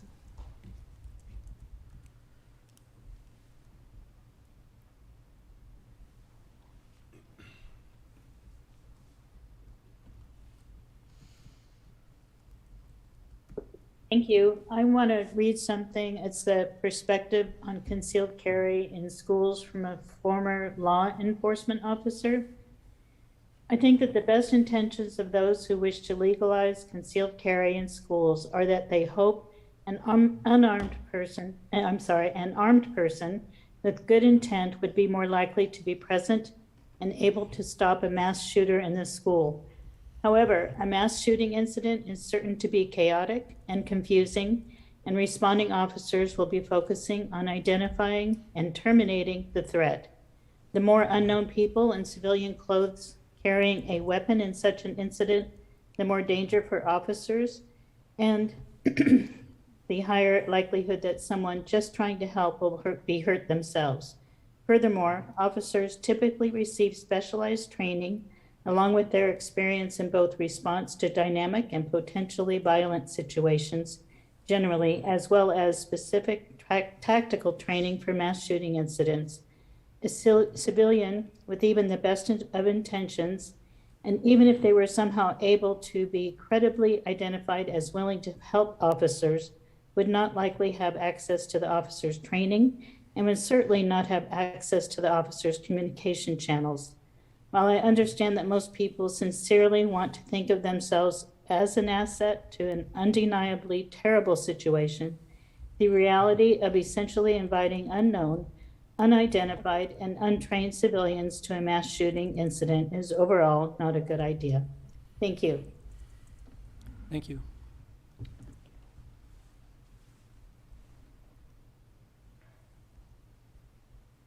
Anybody else? Anybody online? I see no other hands raised. Okay. That will move us to the administrator and staff reports. So, Scott, you are up. Thank you, Jonathan, and I'll wait for Daniel to pull up presentation in just a second. One of the things I'll say after listening to our high school administration and our kiddos and Sequoia Falls, if you take one thing away, think about how important it is that the concept of kids not having to adjust to us, but we need to adjust to our kids. And I think that really came through in the Sequoia presentation and the high school. It's up to us to make sure we are changing relative to what kids need and what they're coming to us with. I think that the data from Sequoia Falls is what I like to say, data we cannot ignore, especially when you look at the demographic data of the Sequoia Falls population and compare that with the Silver Falls population. That to me is extremely compelling, and it is data we cannot ignore. It's also a reason why we have Sequoia. I think it's also a way for us to look at it as feedback in terms of the type of system we have in public education today, and that we're not really a dropout model, but rather a push-out model. And so if we think about it in that term, so I thought it was very well done by our administrators and by our kiddos. I want to talk to you tonight about two things. One is an update on where I am with bond planning, all of that. And I'm going to preface this every time I talk about the bond is your call, 100%. It is your call. I am just your humble servant. I'm here to answer your questions and to make sure that I'm giving you timely updates. And so I want to start off with this slide up here. We are contracting with Wright Public Affairs. This is the leading public affairs firm in the Northwest. I have checked references ad nauseum, and Jeremy Wright is the principal of that firm. Highly recommended. His track record is remarkable. And we are in the process of finalizing that. I will come to you as a board to let you know exactly what the contract entails. So it's an 18-month retainer that is what we would call a phase-in. So it's light up front, but heavier in terms of the amount of time that we'll need from the public affairs firm as we get closer to a bond, if that's what the bond committee recommends, if that's what you as a board decide to do. But we have to get started now. We need at least a year, at least. That is the bare minimum. And so we're really down to the wire. The polling data is a separate expense, but it's absolutely vital. Otherwise, we're just shooting in the dark, if you will. We're trying to play, a game of trying to ascertain where the target is without knowing any information that will guide our decision making. So any of the information that the bond committee receives, you will see it first. I will also take your input when we get closer to the polling, because I know that is a sensitive spot because of past practice. So that's my commitment to you, that you will see it and you will have input on that as we get closer. Bond committee facilitator, we're in the process right now of interviewing 2 different firms. These 2 firms we selected again from references. One is HMK Company. We are interviewing them this Friday at 2 o'clock. Last Friday, we interviewed Wenaha Group. Wenaha Group is very well known for sort of an unorthodox approach to helping communities that are smaller with really complex dynamics to realize a bond. And they have a stellar track record at doing that.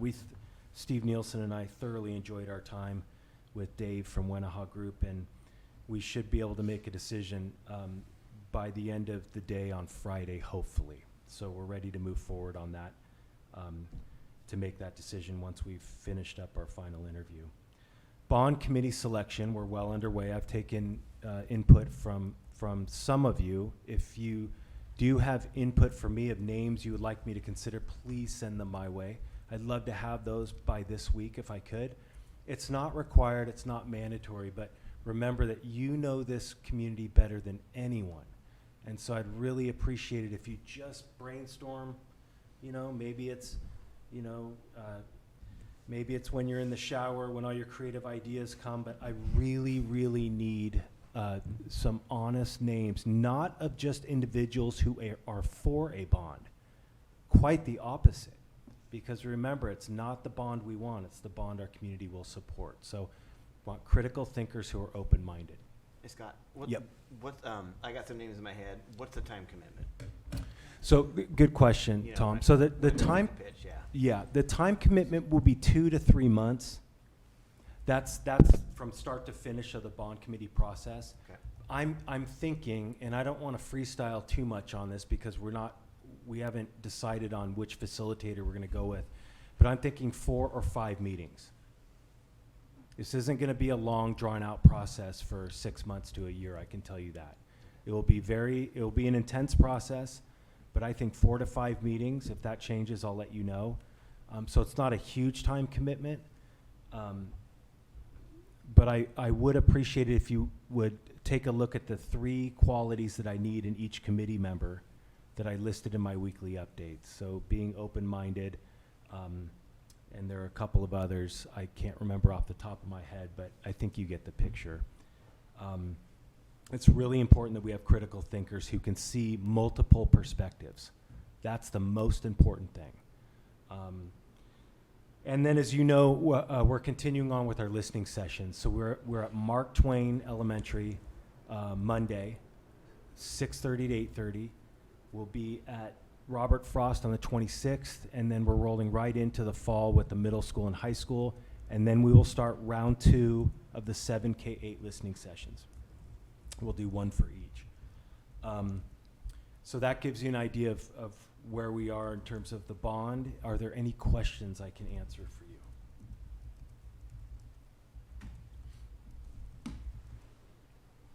Any questions at all?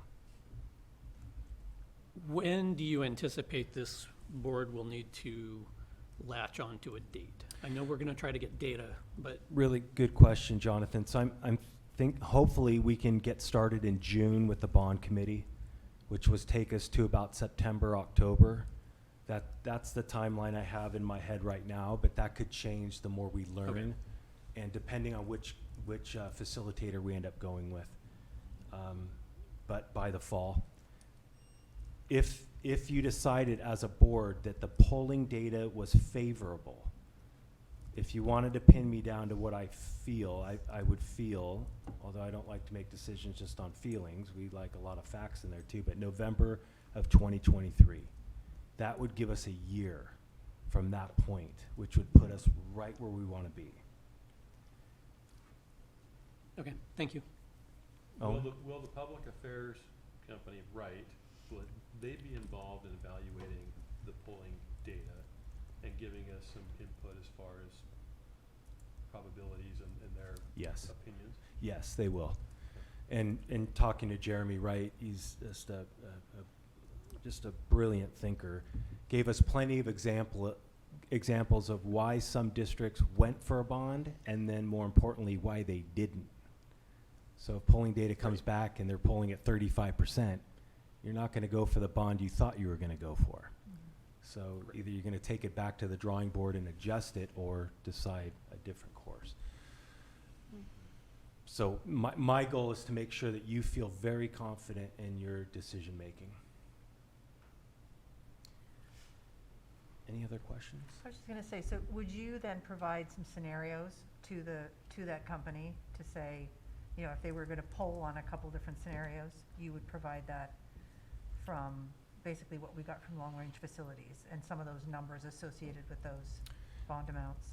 Yes, we have 3 years worth of work from the Long Range Facilities Planning Committee, so we have a lot to go on. But in terms of the scientific method for polling, I'm a teacher. I'm not a statistician, so I would be learning as we go also from Jeremy and the polling firm that we're going to outsource to, Patinkin Research. Okay. And so in there will be a lot of learning for us as well to present those scenarios. That'll be interesting. So it's my understanding that it could be a possibility, depending on how the polling goes, that we may not pursue the bond in 2023. That's a very good point, Lori. Yes, and the answer would be yes. I don't think there's, I don't think it would make good financial sense Right. to spend the time, money, and resources to pour into a bond, no matter how badly we want it, if the polling Right. data is coming back Sure. not in a favorable way. Okay. That doesn't mean we would never go out for one, but we would need to wait Right. until times Right. are a little bit better and then poll again. Steve Nielsen and I think that we'll need probably 3 rounds of polling. Right. So 2 as we're running up, and then a third one when we're at the point of no return. I wonder, though, if we could also count on the polling data providing us with information that would then help us know what do we need to address in our Yes. community. So if people are saying, well, I don't understand X, Y, Z, and we were able to address those concerns, then we might Yes. find that we could actually Yes. improve that. I think that's such a good point, Janet. And I think in terms of the broad strokes that we definitely know of 2 to 3 things we're working on. And that is something that should be obvious to the 8 of us in the community, but it could be that we're drilling down even further, and that's really, really important. It's all connected. So with the polling, it sounds like it's going to occur 3 times, and I guess That's each what we're time- thinking. So each time it'll just be more refined and fine-tuned. Yes. Is there a package with the polling as far as, or do we pay separately for each? That's a good question. So Yeah. in terms of packages and all of that, I don't know the particulars there, but we're talking about it's not insignificant, the cost to poll. It's about Right. $18,000. But when you think about the type of bond that we need to perform the necessary repairs on our K-8 facilities so they last, and we have to have a new middle school, otherwise we will not have a place to put our students, that's a drop in the bucket. Mhm. It really is. Sure. So I'll bring more to you at the work session. I'll bring the contract. You'll be able to look through that ahead of time, and you can ask questions as well. Any other questions on that? Secondly, I want to talk about the calendar proposal. Normally, this would have been brought to you 3 months ago, but there's a lot that's gone on in those 3 months. Before I say anything else, I want to give a huge shout out to Allison Stolfus and the SFEA team for working with us to come up with a solution that meets all of our needs. It's something that I'm very grateful for. Here we are laying the foundation for protected time so teachers can engage in data teams and curricular planning to zero in on exactly what kids need. So to try to do everything that we did before the pandemic hit with the needs that kids had before isn't going to get us to closing the gap for kids who have been significantly affected over the past 2 years. So this infrastructure comes at a critical time so that our teacher teams can come together, plan instruction relative to what kids need academically and socially and emotionally. And so thank you to SFEA for their commitment there. And I also wanted to give a huge shout out to Kevin Palmer, because Kevin started this process about 4 months ago, and Kevin has been so patient with us. Every step of the way, Kevin has been there to go back to the calendar, to talk to the calendar committee. Just today, I think, Kevin was in communication with others to make sure we had an updated draft. And so, Kevin, I am forever indebted to you and the patience that you've given us. And it's really paid off. So there are 4 points I want to go over. One is weekly early release, weekly 1 hour early release on Wednesdays. The reason why we went with Wednesdays, because Mondays you have more vacation, and that would cancel out an early release time. So it's 1 hour, and it's consistent. Starting week 2 of the school year all the way to the end will be a weekly early release. 8 of those early releases, so 8 hours during the school year, that will be, those agendas will be set in a building-directed way. That will be a collaboration between building administration and the teachers of that school. They will come up with whatever that building's needs are. This came from our principals who need time to work on cultural things within their building, building culture, building teamwork, other things like that, and at the same time coming from our teachers as well. Schools really need school-specific time. SFEA has identified 5 out of the 8 days on where they'd like to see those happen, and that's great. We've taken into account their wishes there, so 5 out of the 8, we'll have those plotted in the school year. And to do this, we also needed to negotiate shortening the student calendar by 1 day. So that's 1 day, the 1 day trade-off, and that would be a day following winter break. That would be a non-admin directed teacher work day. For those that are wondering why we're adding a day on the end of the winter break, I'd like to speak from the perspective of a teacher. We were all teachers here. And that is, you know, it's important that our teachers don't worry about the million different things they have to do on a Monday morning after a break. I can tell you, after being a principal for 14 years, Monday after the winter break was just a complete nightmare for me. Because kids are coming back to you having not been in school. You have all kinds of those issues that follow kids into the building. Their issues don't stop at the door. And just having that 1 day to ramp up to be able to receive kids makes all the difference in the world. So to me, the placement of that day is strategic. There's also one non-directed day, non-admin directed day that was traditionally a PD day, a professional development day in April. So since we have job embedded professional development, that's our framework that we've implemented. We're in our 2nd year of that. Our teachers receive professional development throughout the entire school year, not just on 1 day, because that's what the research tells us, that adults learn best. We've taken that day and made it into a teacher work day. So those are the 4 main points, and I'd like for Kevin to come up and share with you sort of the calendar itself, some of the context that goes into that, but those are the four biggies that I wanted to fill you in on. You guys want a hard copy? Sure. I've got it if you want. Great. Yep, love one. I'll have to hold it way up here.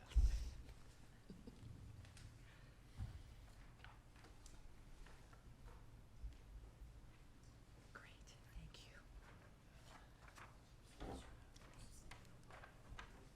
Thank you. Thanks.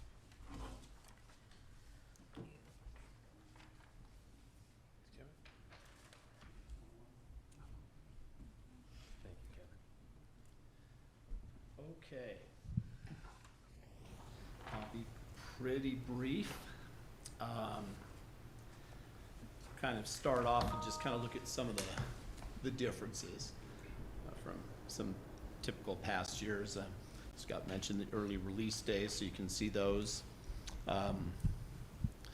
in bold on all the Wednesdays except the first week and the last week of school, so 1 hour each, so total of 35 early release days. And it's going to be more consistent to have them weekly. I kind of likened it to, you know, families forget. We do parent squares and things like that on weekends, but it's still hard to remember, even with the reminders. And it reminds me of, I can never remember when to put my recycling can out in the street, and have to look up and down the road and see if the other red cans are out. So if we could just put those out every week, I'd have it made. So the same with the early release. I think that'll be a little bit easier for people to stick with. And you know, so a total of 35 hours compared to 24, so 11 more hours. And we were looking at a possible 20, so total would be less than that, less than the 40 overall. So it's the early release setup. Pre-service week looks a little bit different. We found that we needed to have that 192nd contract day in there.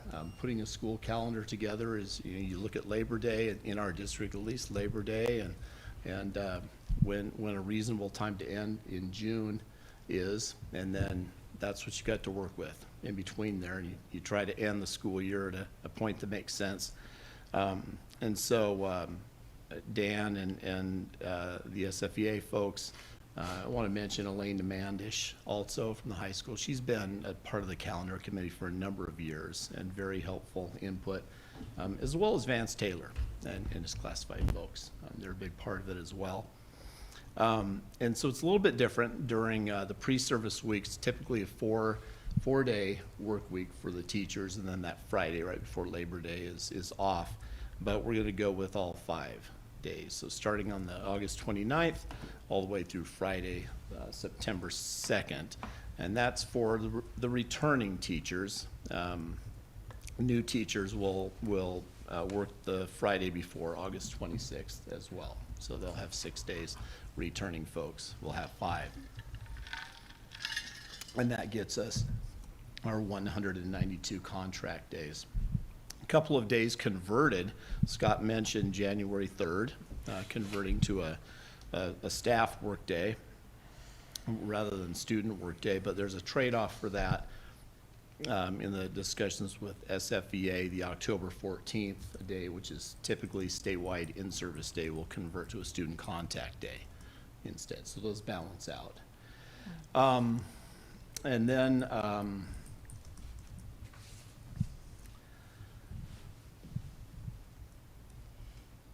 really that's about it. We're finishing the school year. Those are the highlights anyway. That are the differences.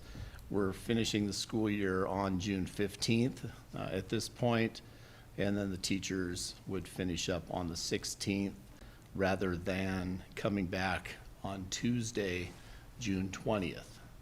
Next year, the Juneteenth federal holiday will fall on the Monday. And there have been, a number of years in the past where kids get done on Friday and staff come back and finish on the Monday. It's a little bit different when you kind of come back and finish on the Tuesday following. So it was an important thing to try to wrap things up and get people on to summer break by June 16th in this case.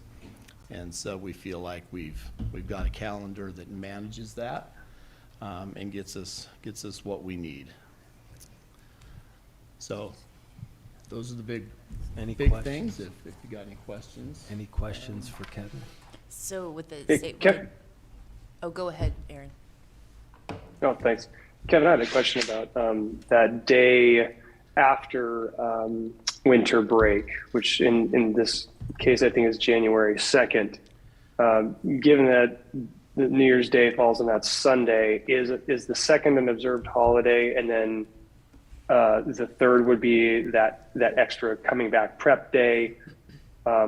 I see on the calendar that the 2nd is marked out, but I just didn't know how that fell into with New Year's falling on a Sunday. Is the 2nd considered a national holiday this coming year? Yeah, when New Year's Day falls on a Sunday, it's observed on the Monday after it. And so you're right, Aaron, that's exactly correct. So then the 3rd typically would have been the first day back in school. That'll be converted to staff work day. Thanks, Kevin. You're welcome. Okay, yeah, Kevin, same question on that. So just so I understand it, so the 3rd is staff development, but the students are home. Correct. Okay, yeah. Staff work day. So it'll be a Correct, staff work day. So it's not, and I just know how parents are. It's January, the 2nd's a day off, and so is the 3rd for the kids. And I know a lot of parents are gonna let's just take 3 more days and go somewhere. It leans into that. And you guys, there's many issues to balance here. it's just an observance that I can see parents extending a holiday. Some might. Yeah, but for sure. Tom, there's some similarities there too. Yeah. I hate to make it too easy for them.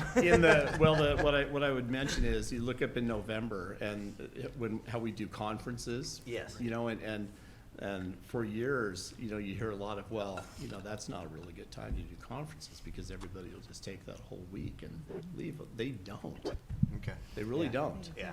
I mean, we have great attendance during conferences, so, Yeah. you know, there might be a couple that Yeah. see a good opening for Disneyland or something. Yeah, it wasn't, yeah. After, but, you know, that's gonna happen any time in the year. Right. Yeah, Really, so. yeah. No, I know that. I know that. Just more of an observation, not really a criticism. Yeah, no worries.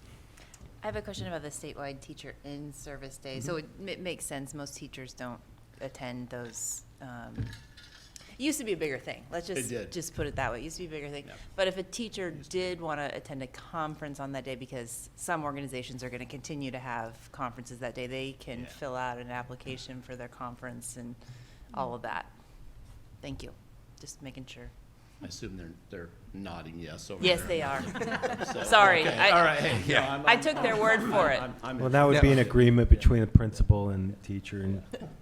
And that particular day, I mean, we actually have contract language that sets aside that day as a district staff or professional development day. But in order to this calendar just had some really tricky arrangements with where dates fell in a couple places. So that particular day is just for this particular calendar year to get the student contact days. We kind of had to finagle some stuff. Really, like Kevin said, real thanks to Allison and Elena for, we were on the phone and multiple emails today trying to sort this out, getting a few final details. So in the future, that date will come back to be the statewide teacher in service, but that was a day to get the kid contact days that we wanted or needed. Thank you. Okay. Well, thanks, appreciate it. Yeah. Appreciate all the Thank work you, that went Kevin. into You're it. welcome. Thanks, folks. All right, well, that is also our first discussion item. Now, you want this to be approved? Yes, so today it's a discussion item.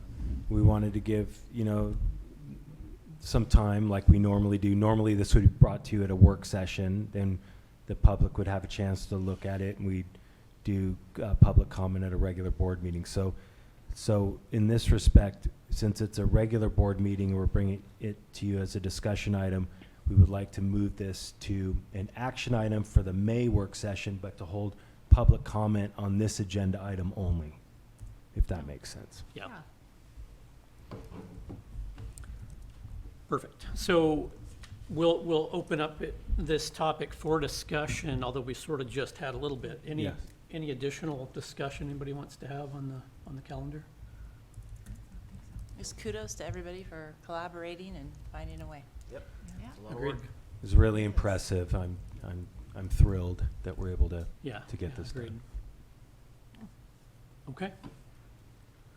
Well, that moves us into 11B, which is policy updates, and there are, I didn't count them, a number of second reading and a number of third and final reading policies, including the ones that we added back in at our last work session.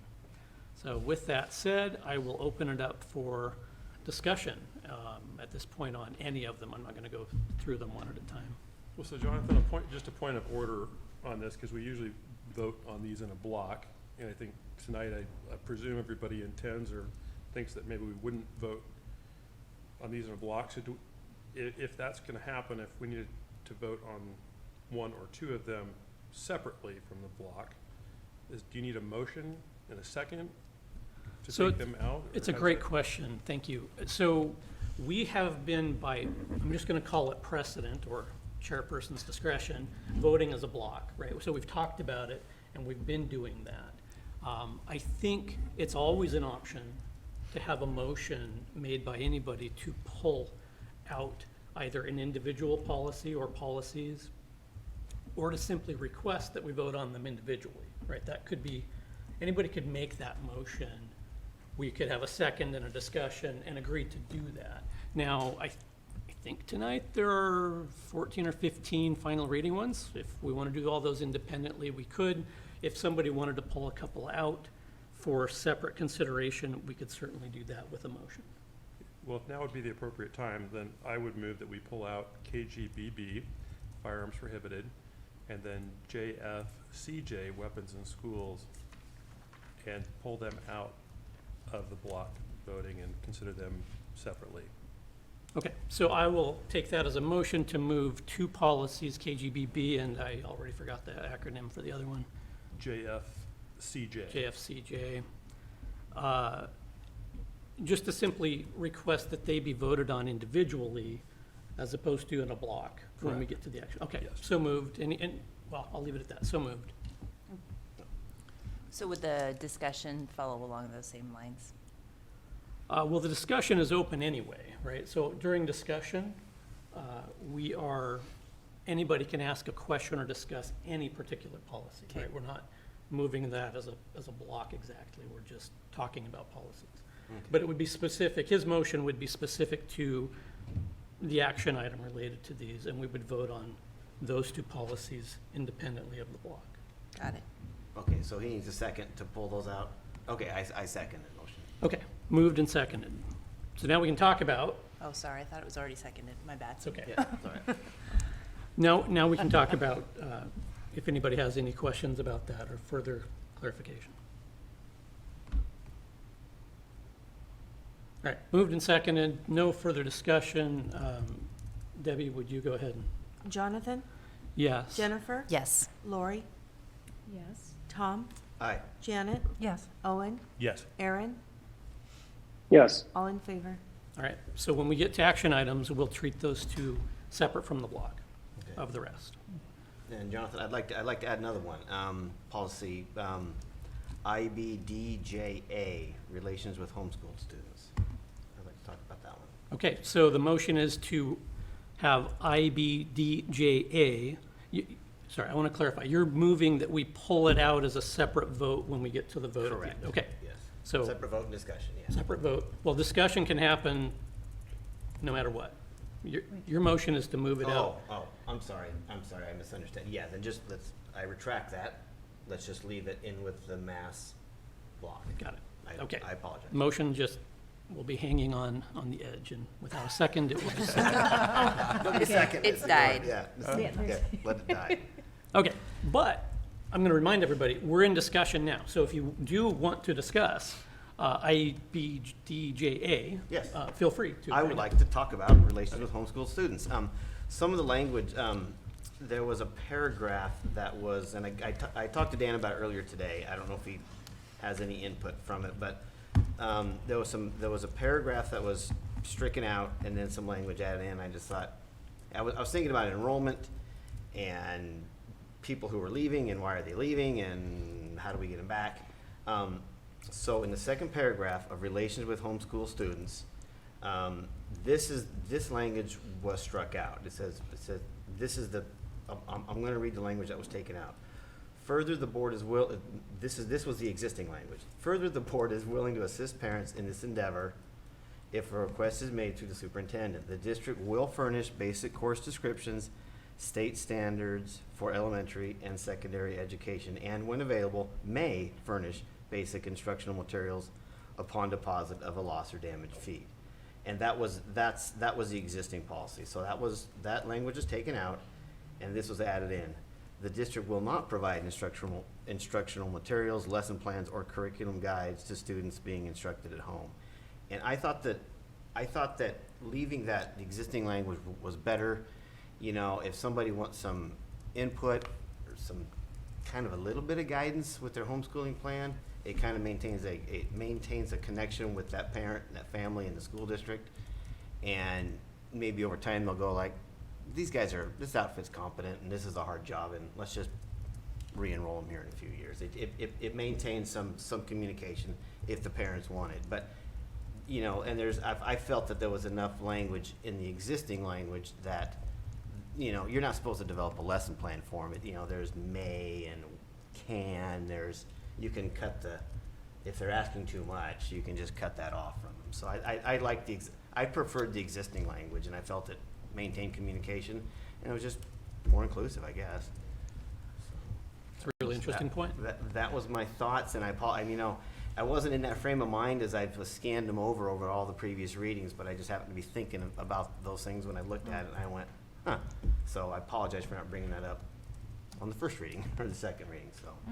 Anyway, I just thought maybe we could kick it back if folks agreed. So Dan, was there? Yeah, Dan, did you have any input? Go ahead, Dan. Well, I talked to Janet a little bit beforehand to kind of refresh our memories about this policy, and so we did go back and take a look at it. And so the two, what was selected, both of them were bracketed language, so you kind of could do either what was existing policy or OSBA, this other, obviously, one sentence that we will not provide instructional materials, lesson plans, or curriculum guides to students being instructed at home. So that last sentence probably more accurately reflects what we do in terms of we're not providing a lot of these services, but like we talked about, Tom, on the phone, it's not also very common that we get these kind of requests either. So I think what we've presented before you is the most accurate reflection of what we do. I think a couple of things to think about. One could be, if it's an easy ask of a homeschool parent, we're probably going to go ahead and just provide what they're asking for, even though the policy says we will not. If it's an easy ask, we're probably doing it already. If we wanted to provide a little bit of wiggle room, I talked to Leslie beforehand and said, we could maybe add kind of a qualifier there. Exceptions subject to the approval of the Director of Teaching and Learning. So if a parent, a homeschool parent, really wanted something, and we were saying no, but they could appeal kind of to Leslie or whoever's in the Director of Teaching and Learning to make a decision there. So those are some options there that we talked about just in the 30 minutes before the board meeting started. Yeah, exactly. So you could have just something in brackets that say, exceptions will be considered by our educational, or something to the thing that leaves in that I think what opening. what we might want to do, just whether we wanted to take it back to the policy work group, or I think we would probably need to. I think we would just add a second sentence or another sentence to that say exceptions may be approved by the Director of Teaching and Learning. Oh, yeah. Yeah, something, I was thinking about homeschool people, people who have pulled their kids out, and they're kind of in a suspicious frame of mind. They're wanting to say no, and that sentence just seemed, we're not going to help you at all. That's what that sentence said to me, and that's just going to push them back a little further. So it's just language, but it's just, and I know that's not current practice, but. Well, the one thing about that sentence that I as I started thinking on it a little bit more, is it's overly broad in the fact that, a lot of our curriculum guides or our unit maps are eventually going to be posted and out there. Exactly. So I think that, but we're probably not going to ask teachers to produce lesson plans for homeschool parents either. I mean, that's probably the hard no. So I think that the broadness of that sentence is a little problematic in the fact that, like I said before, some of these easy asks of things that are already publishable are probably going to be said yes to. Asking, a 6th grade math teacher to provide their lesson plans to a parent, that's going to be a no. No. So just some easy asks, easy. If there's some easy yeses you can provide and keep the communication going. Yeah. And I think what was confusing about how OSBA presented this was that, as you pointed out, both of those were bracketed. This is actually parallel in the next couple of paragraphs too, in that you had one of those two that you could choose. And it's confusing because the language is different. So like you could almost read it to say, well, can we keep both of them? But it was intended for which do you want, the first or the second? And that's why the first one was struck and the second one was kept.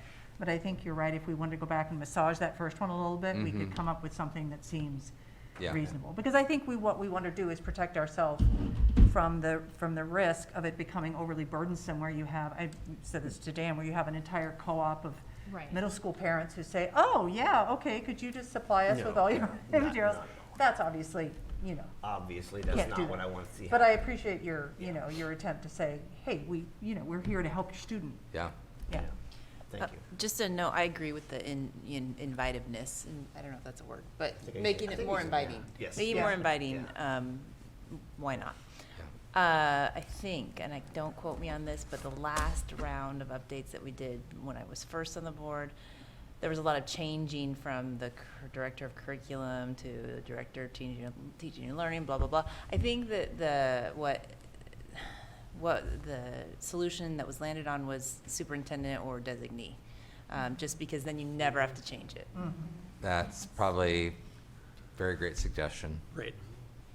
I like flexible Me too. wording in a policy, Yeah. just for that reason. Okay. Well, thank you, everybody. Yeah.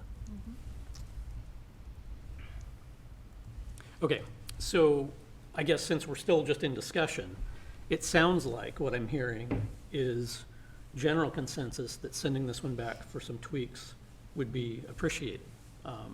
So having said that, it would seem reasonable to me that somebody would move to make a motion, or somebody would make a motion to do just that.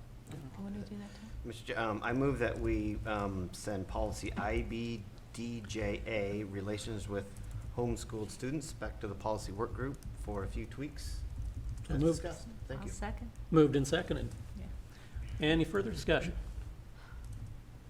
Okay, Jonathan? yes. Jennifer? Yes. Lori? Yes. Tom? Yes. Janet? Yes. Owen? Yes. Aaron? Yes. All in favor? Okay. Any other discussion about policies?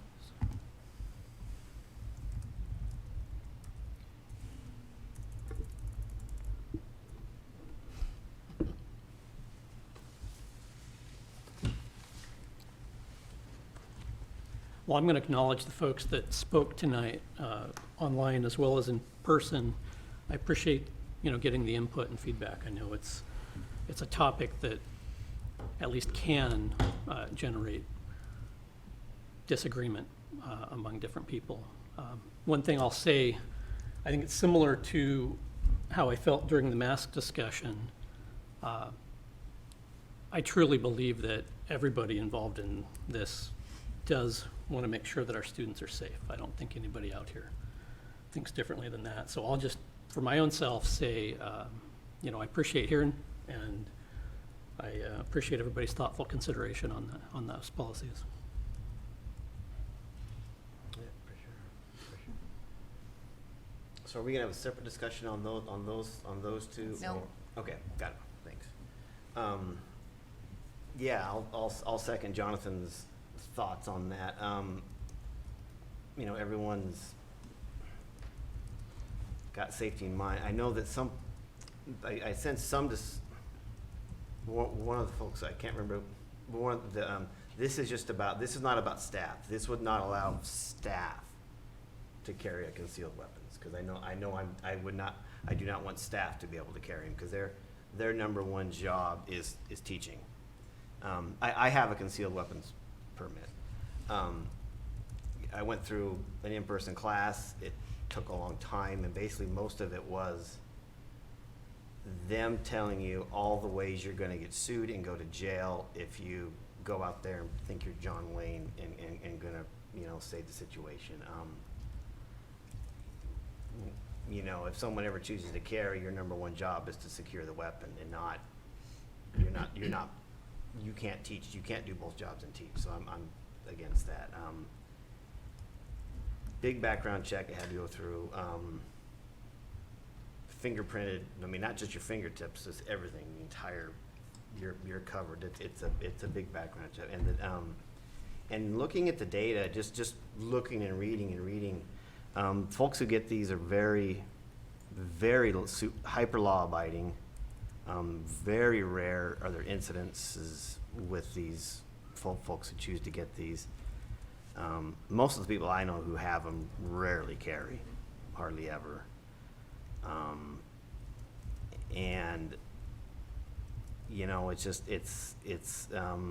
guess it's a right, and I guess I thought things were working okay. You just don't see problems with concealed weapons permit holders. But one thing that I always, as I do these things, these research and you read, one of the things that I noticed, we're all concerned about safety and violence and gun violence. Everyone here is. Gun violence in America, even though the gun ownership has gone way up, gun violence has gone down since like 1993. It's just been just going down. It's amazing. You wouldn't know it reading the media, but it has been. Some of the in-depth articles have been pretty interesting. There's been a spike up recently, but since '93, serious violence and gun violence in America in general has gone down. And I think that the way to my way of thinking about it is whatever society has done to do that for the past 20 years, needs to be continued, and study that so people feel less nervous or worried and just leave the darn things at home. You know, keep doing what the high school team has shared, and everyone will make the choices to leave them at home. But as of now, I'm for just leaving that right available, just leaving it in place. So Well, those are my thoughts. I mean, thank you for sharing that. My feeling is if we're here to model for students and others, then I don't see any reason, whether a person has concealed carry, that's their business. And I don't need to know, but to bring that on to the school grounds, that's where I would prefer not to see that activity take place. And I don't see any reason to bring, I don't see the benefit to bring a weapon to school, or or any of our rural schools, or here, I see no reason to. So for the continuum of safety, which is our #1 core value, I feel that we need to model, but also do what our employees and staff and students do as well, which is to be a gun-free area. And I think too, I want to hear it from our administration. Our teachers are not allowed. Our admin is not allowed. Is that my understanding, to bring a weapon even if they have concealed carry? That's correct. That is correct. Is it also true for our students too?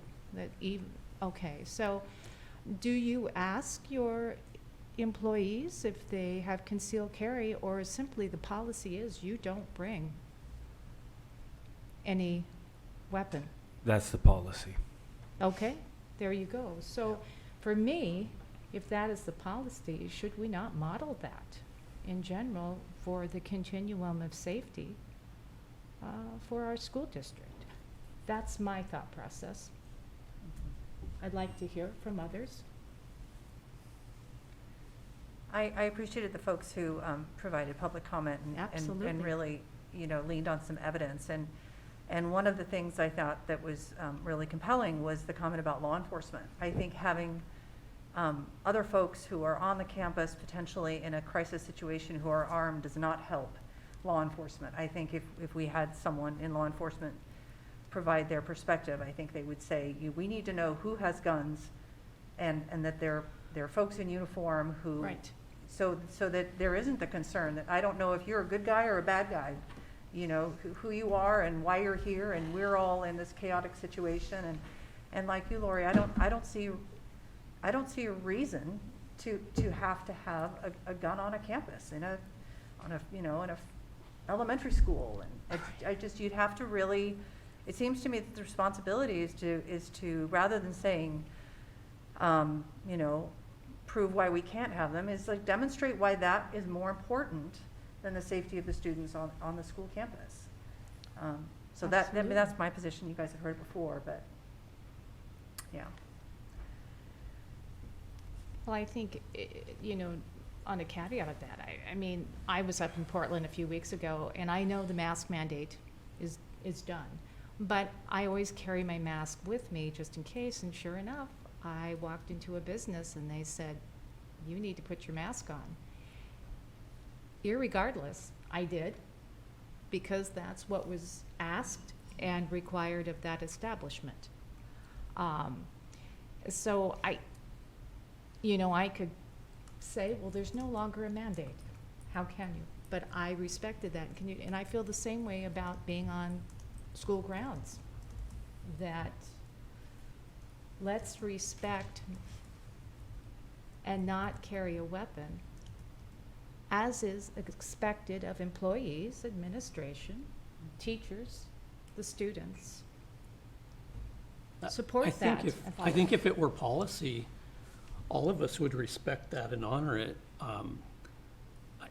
I think for me, one of the challenges with this is that while we all would respect that policy, the people that are going to engage in unlawful use of a firearm aren't going to give a crap that we pass the policy. So that, I mean, it's symbolic, right, more than it's substantive, because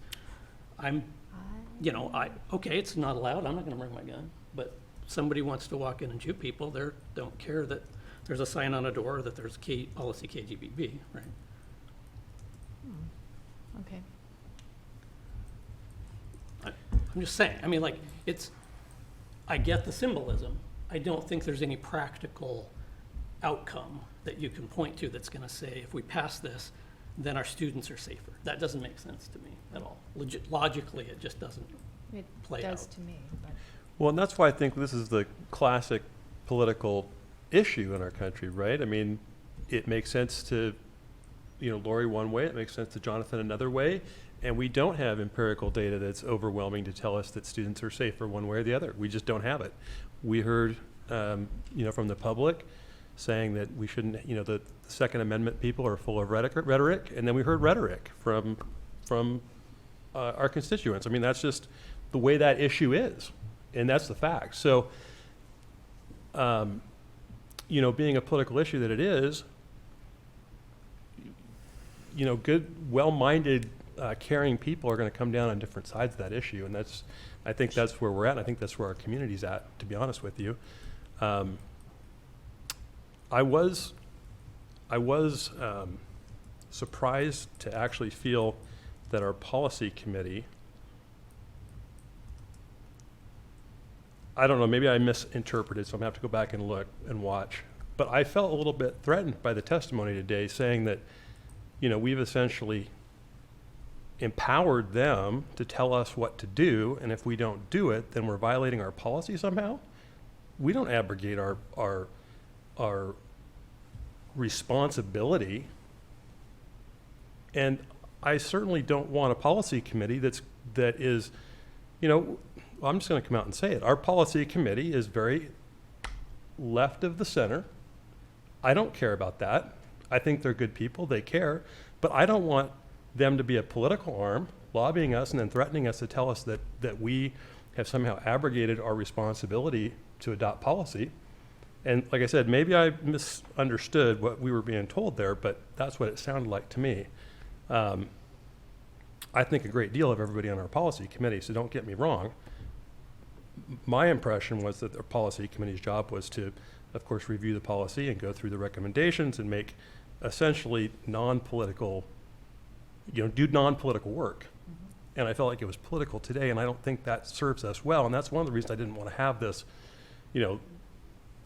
conversation, because I think it is that political issue that it divides us at a time we don't need to be divided over an issue we don't need to be divided about. That's maybe more than my 2 cents, but. I get that, Owen. I think that my recollection of the testimony that you were referring to, I think was really focused on the third read. I think that's the what procedural. Yeah, and don't quote me, but I think that was the point there. And I'm really glad that we did, I share your concerns about having potentially divisive discussions that may not need to happen, right? I want our time to be used in a way that I like efficiency, so that's just the truth. And also, focus on what we can control. And so I totally get the vibes you're sending on that, Owen.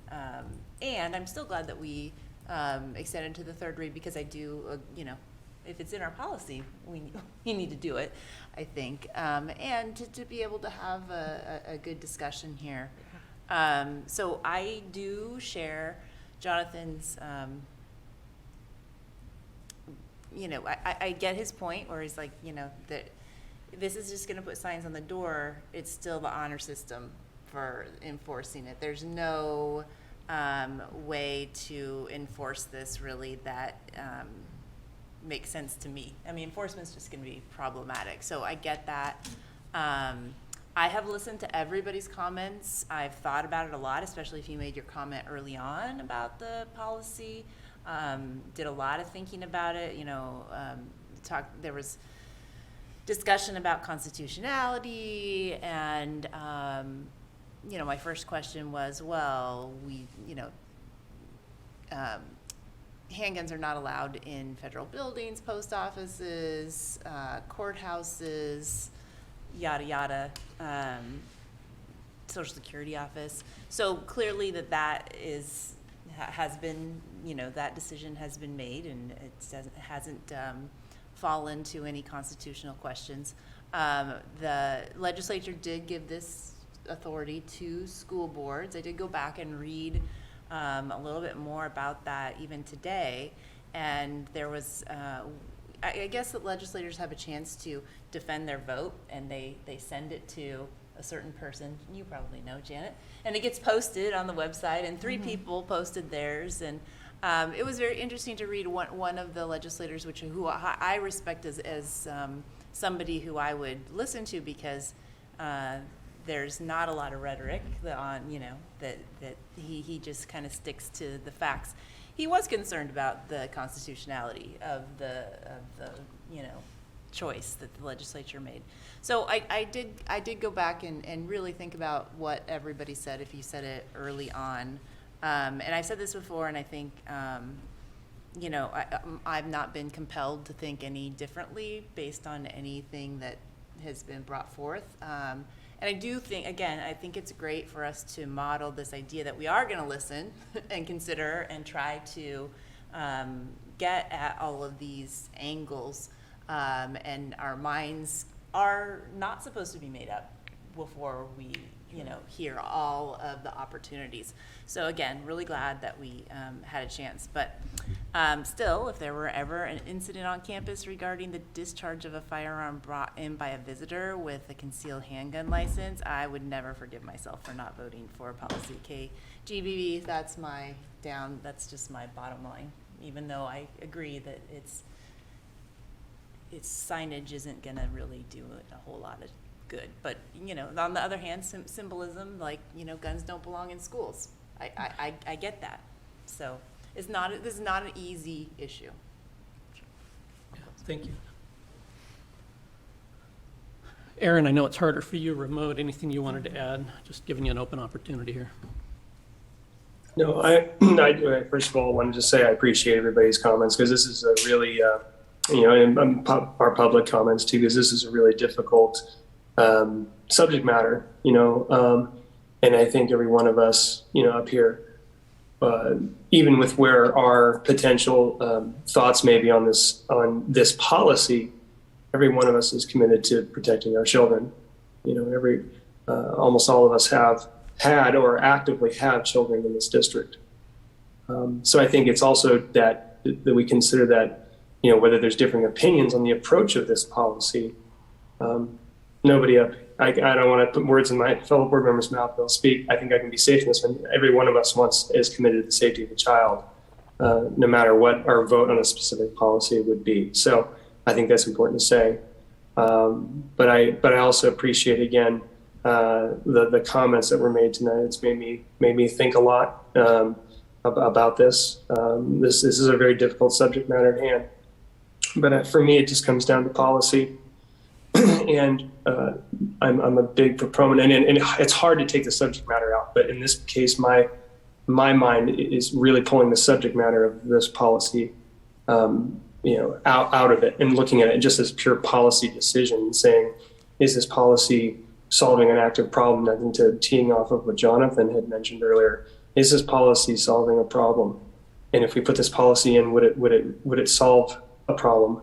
And I'm not convinced that it necessarily would, in terms of actual solving a problem at hand.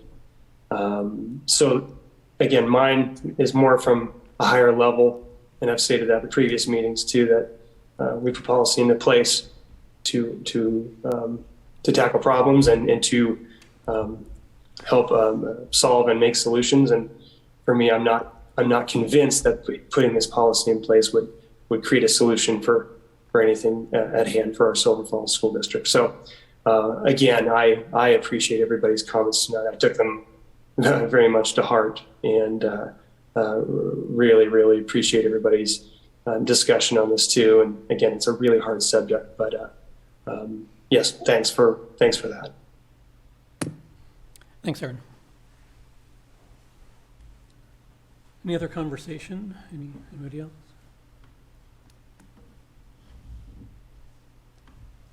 Okay, any other conversation about any of the policies before we move on?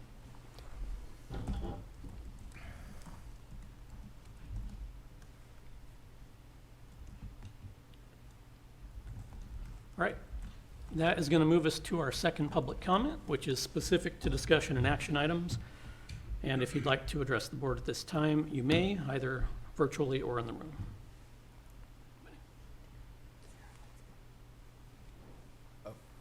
Okay. So, Daniel, can you promote Sarah Weitzman?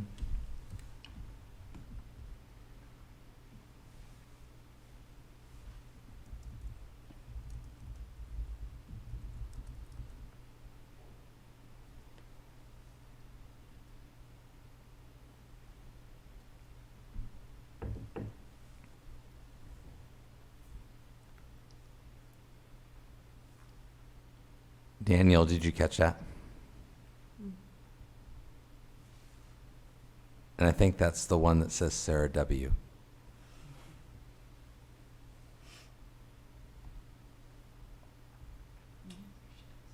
Hi, good evening.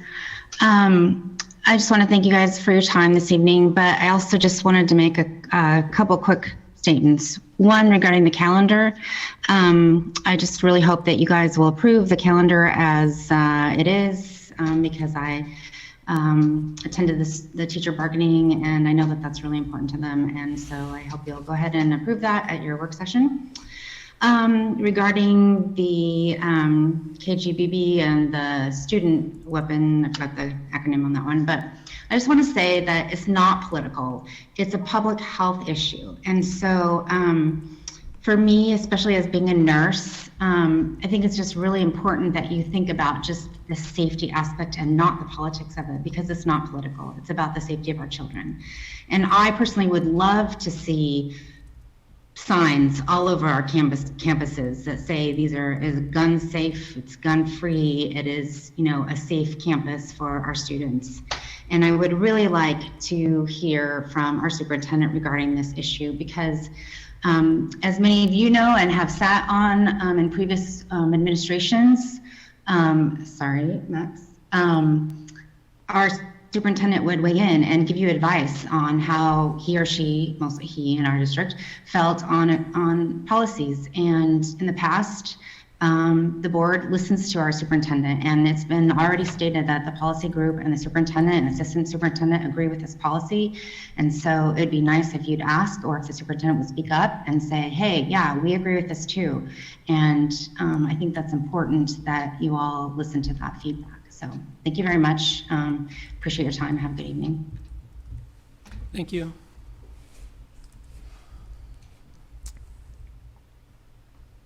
I did see a hand raised and then it disappeared, so maybe give it another minute or a little bit to see if it reappears. I'm not sure if there's change of mind or not.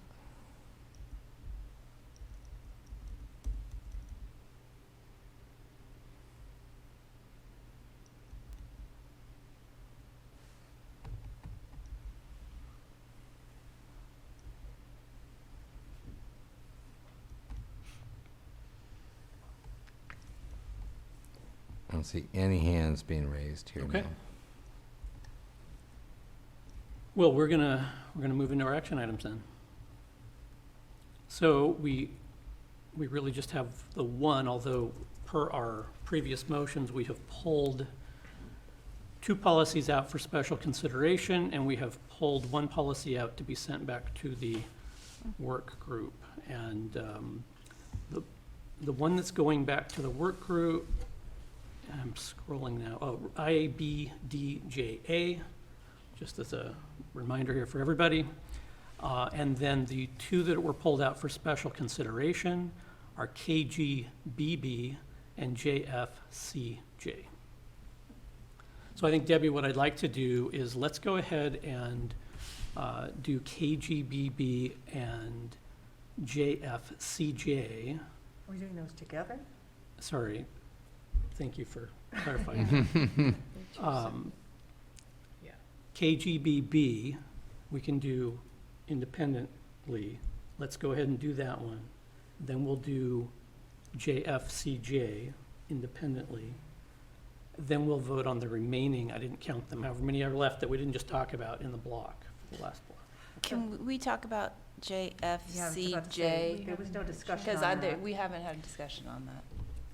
And I'm not sure if there's just a feedback problem. In other words, if KGBB is not passed, then potentially we have to look at the content of JFCJ? Correct. Or is there just a problem with JFCJ on its face? I just want to make sure I'm clear on that. Sorry, so just for clarification for everybody, per previous discussion on this, and it didn't come up tonight, so I just took for granted that held. JFCJ has dependencies or implied dependencies on KGBB. So it has wording that would need to be modified as a result if KGBB did not pass. So if KGBB didn't pass, then it would be, potentially we would send JFCJ back to the group. That's how I would see to it rework it. personally, yeah. Okay. I'm just trying to remember what that wording is, but we don't necessarily need to. And in the meantime, our current policy would remain in effect. Correct. That's right. Okay. So with that, before I ask Debbie, I just want to be fair to everybody. Everybody clear on what our next couple of steps are? Yeah, so we're not necessarily voting on JFCJ. Depending on the vote, then will that automatically go back to the policy group? Let's just see what happens after this, and then Okay. we'll tackle it. All right, so the one that's up first, I guess I'll accept a motion just to make it follow policy and official here, to adopt KGBB.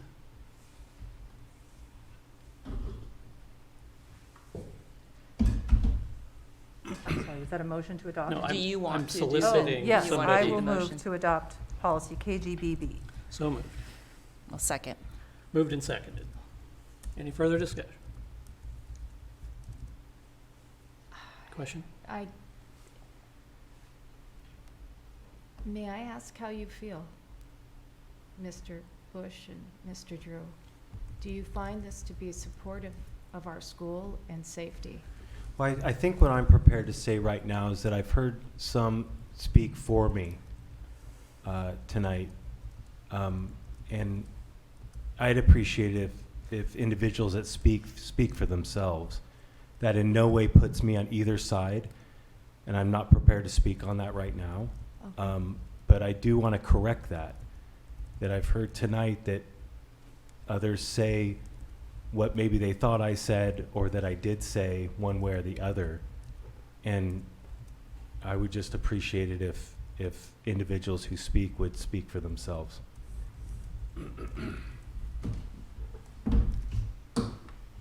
Thank you. Thank you. Okay, so moved and seconded. Debbie? Jonathan, No.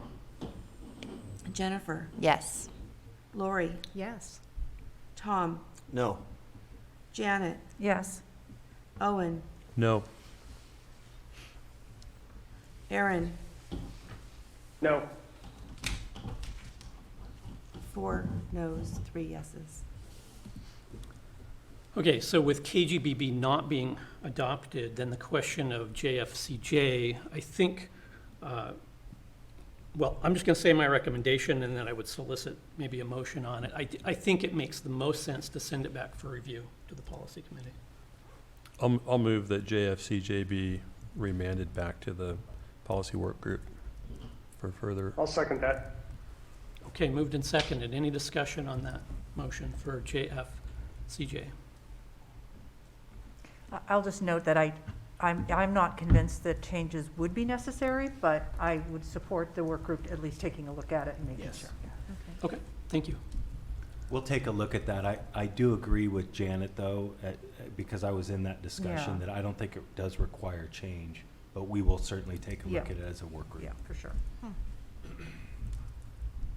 Okay, moved and seconded. Any further discussion? All right, Debbie? Jonathan, Yes. Jennifer, Yes. Lori, Yes. Tom, Yes. Janet, Yes. Owen, Yes. Aaron, Yes. all in favor. All right. So that brings us to the remaining block, which excludes JFCJ, KGBB, and IBDJA. I move to approve the remaining block of policy updates that are on their final read. Second? Moved and seconded. Any further discussion? All right. Jonathan, Yes. Jennifer, Yes. Lori, Yes. Tom, Yes. Janet, Yes. Owen, Yes. Aaron, Yes. all in favor. All right. And that moves us to 14, future agenda item request. Anybody have anything you want to have on our radar so that we're thinking about it while we're building agendas over the next few months?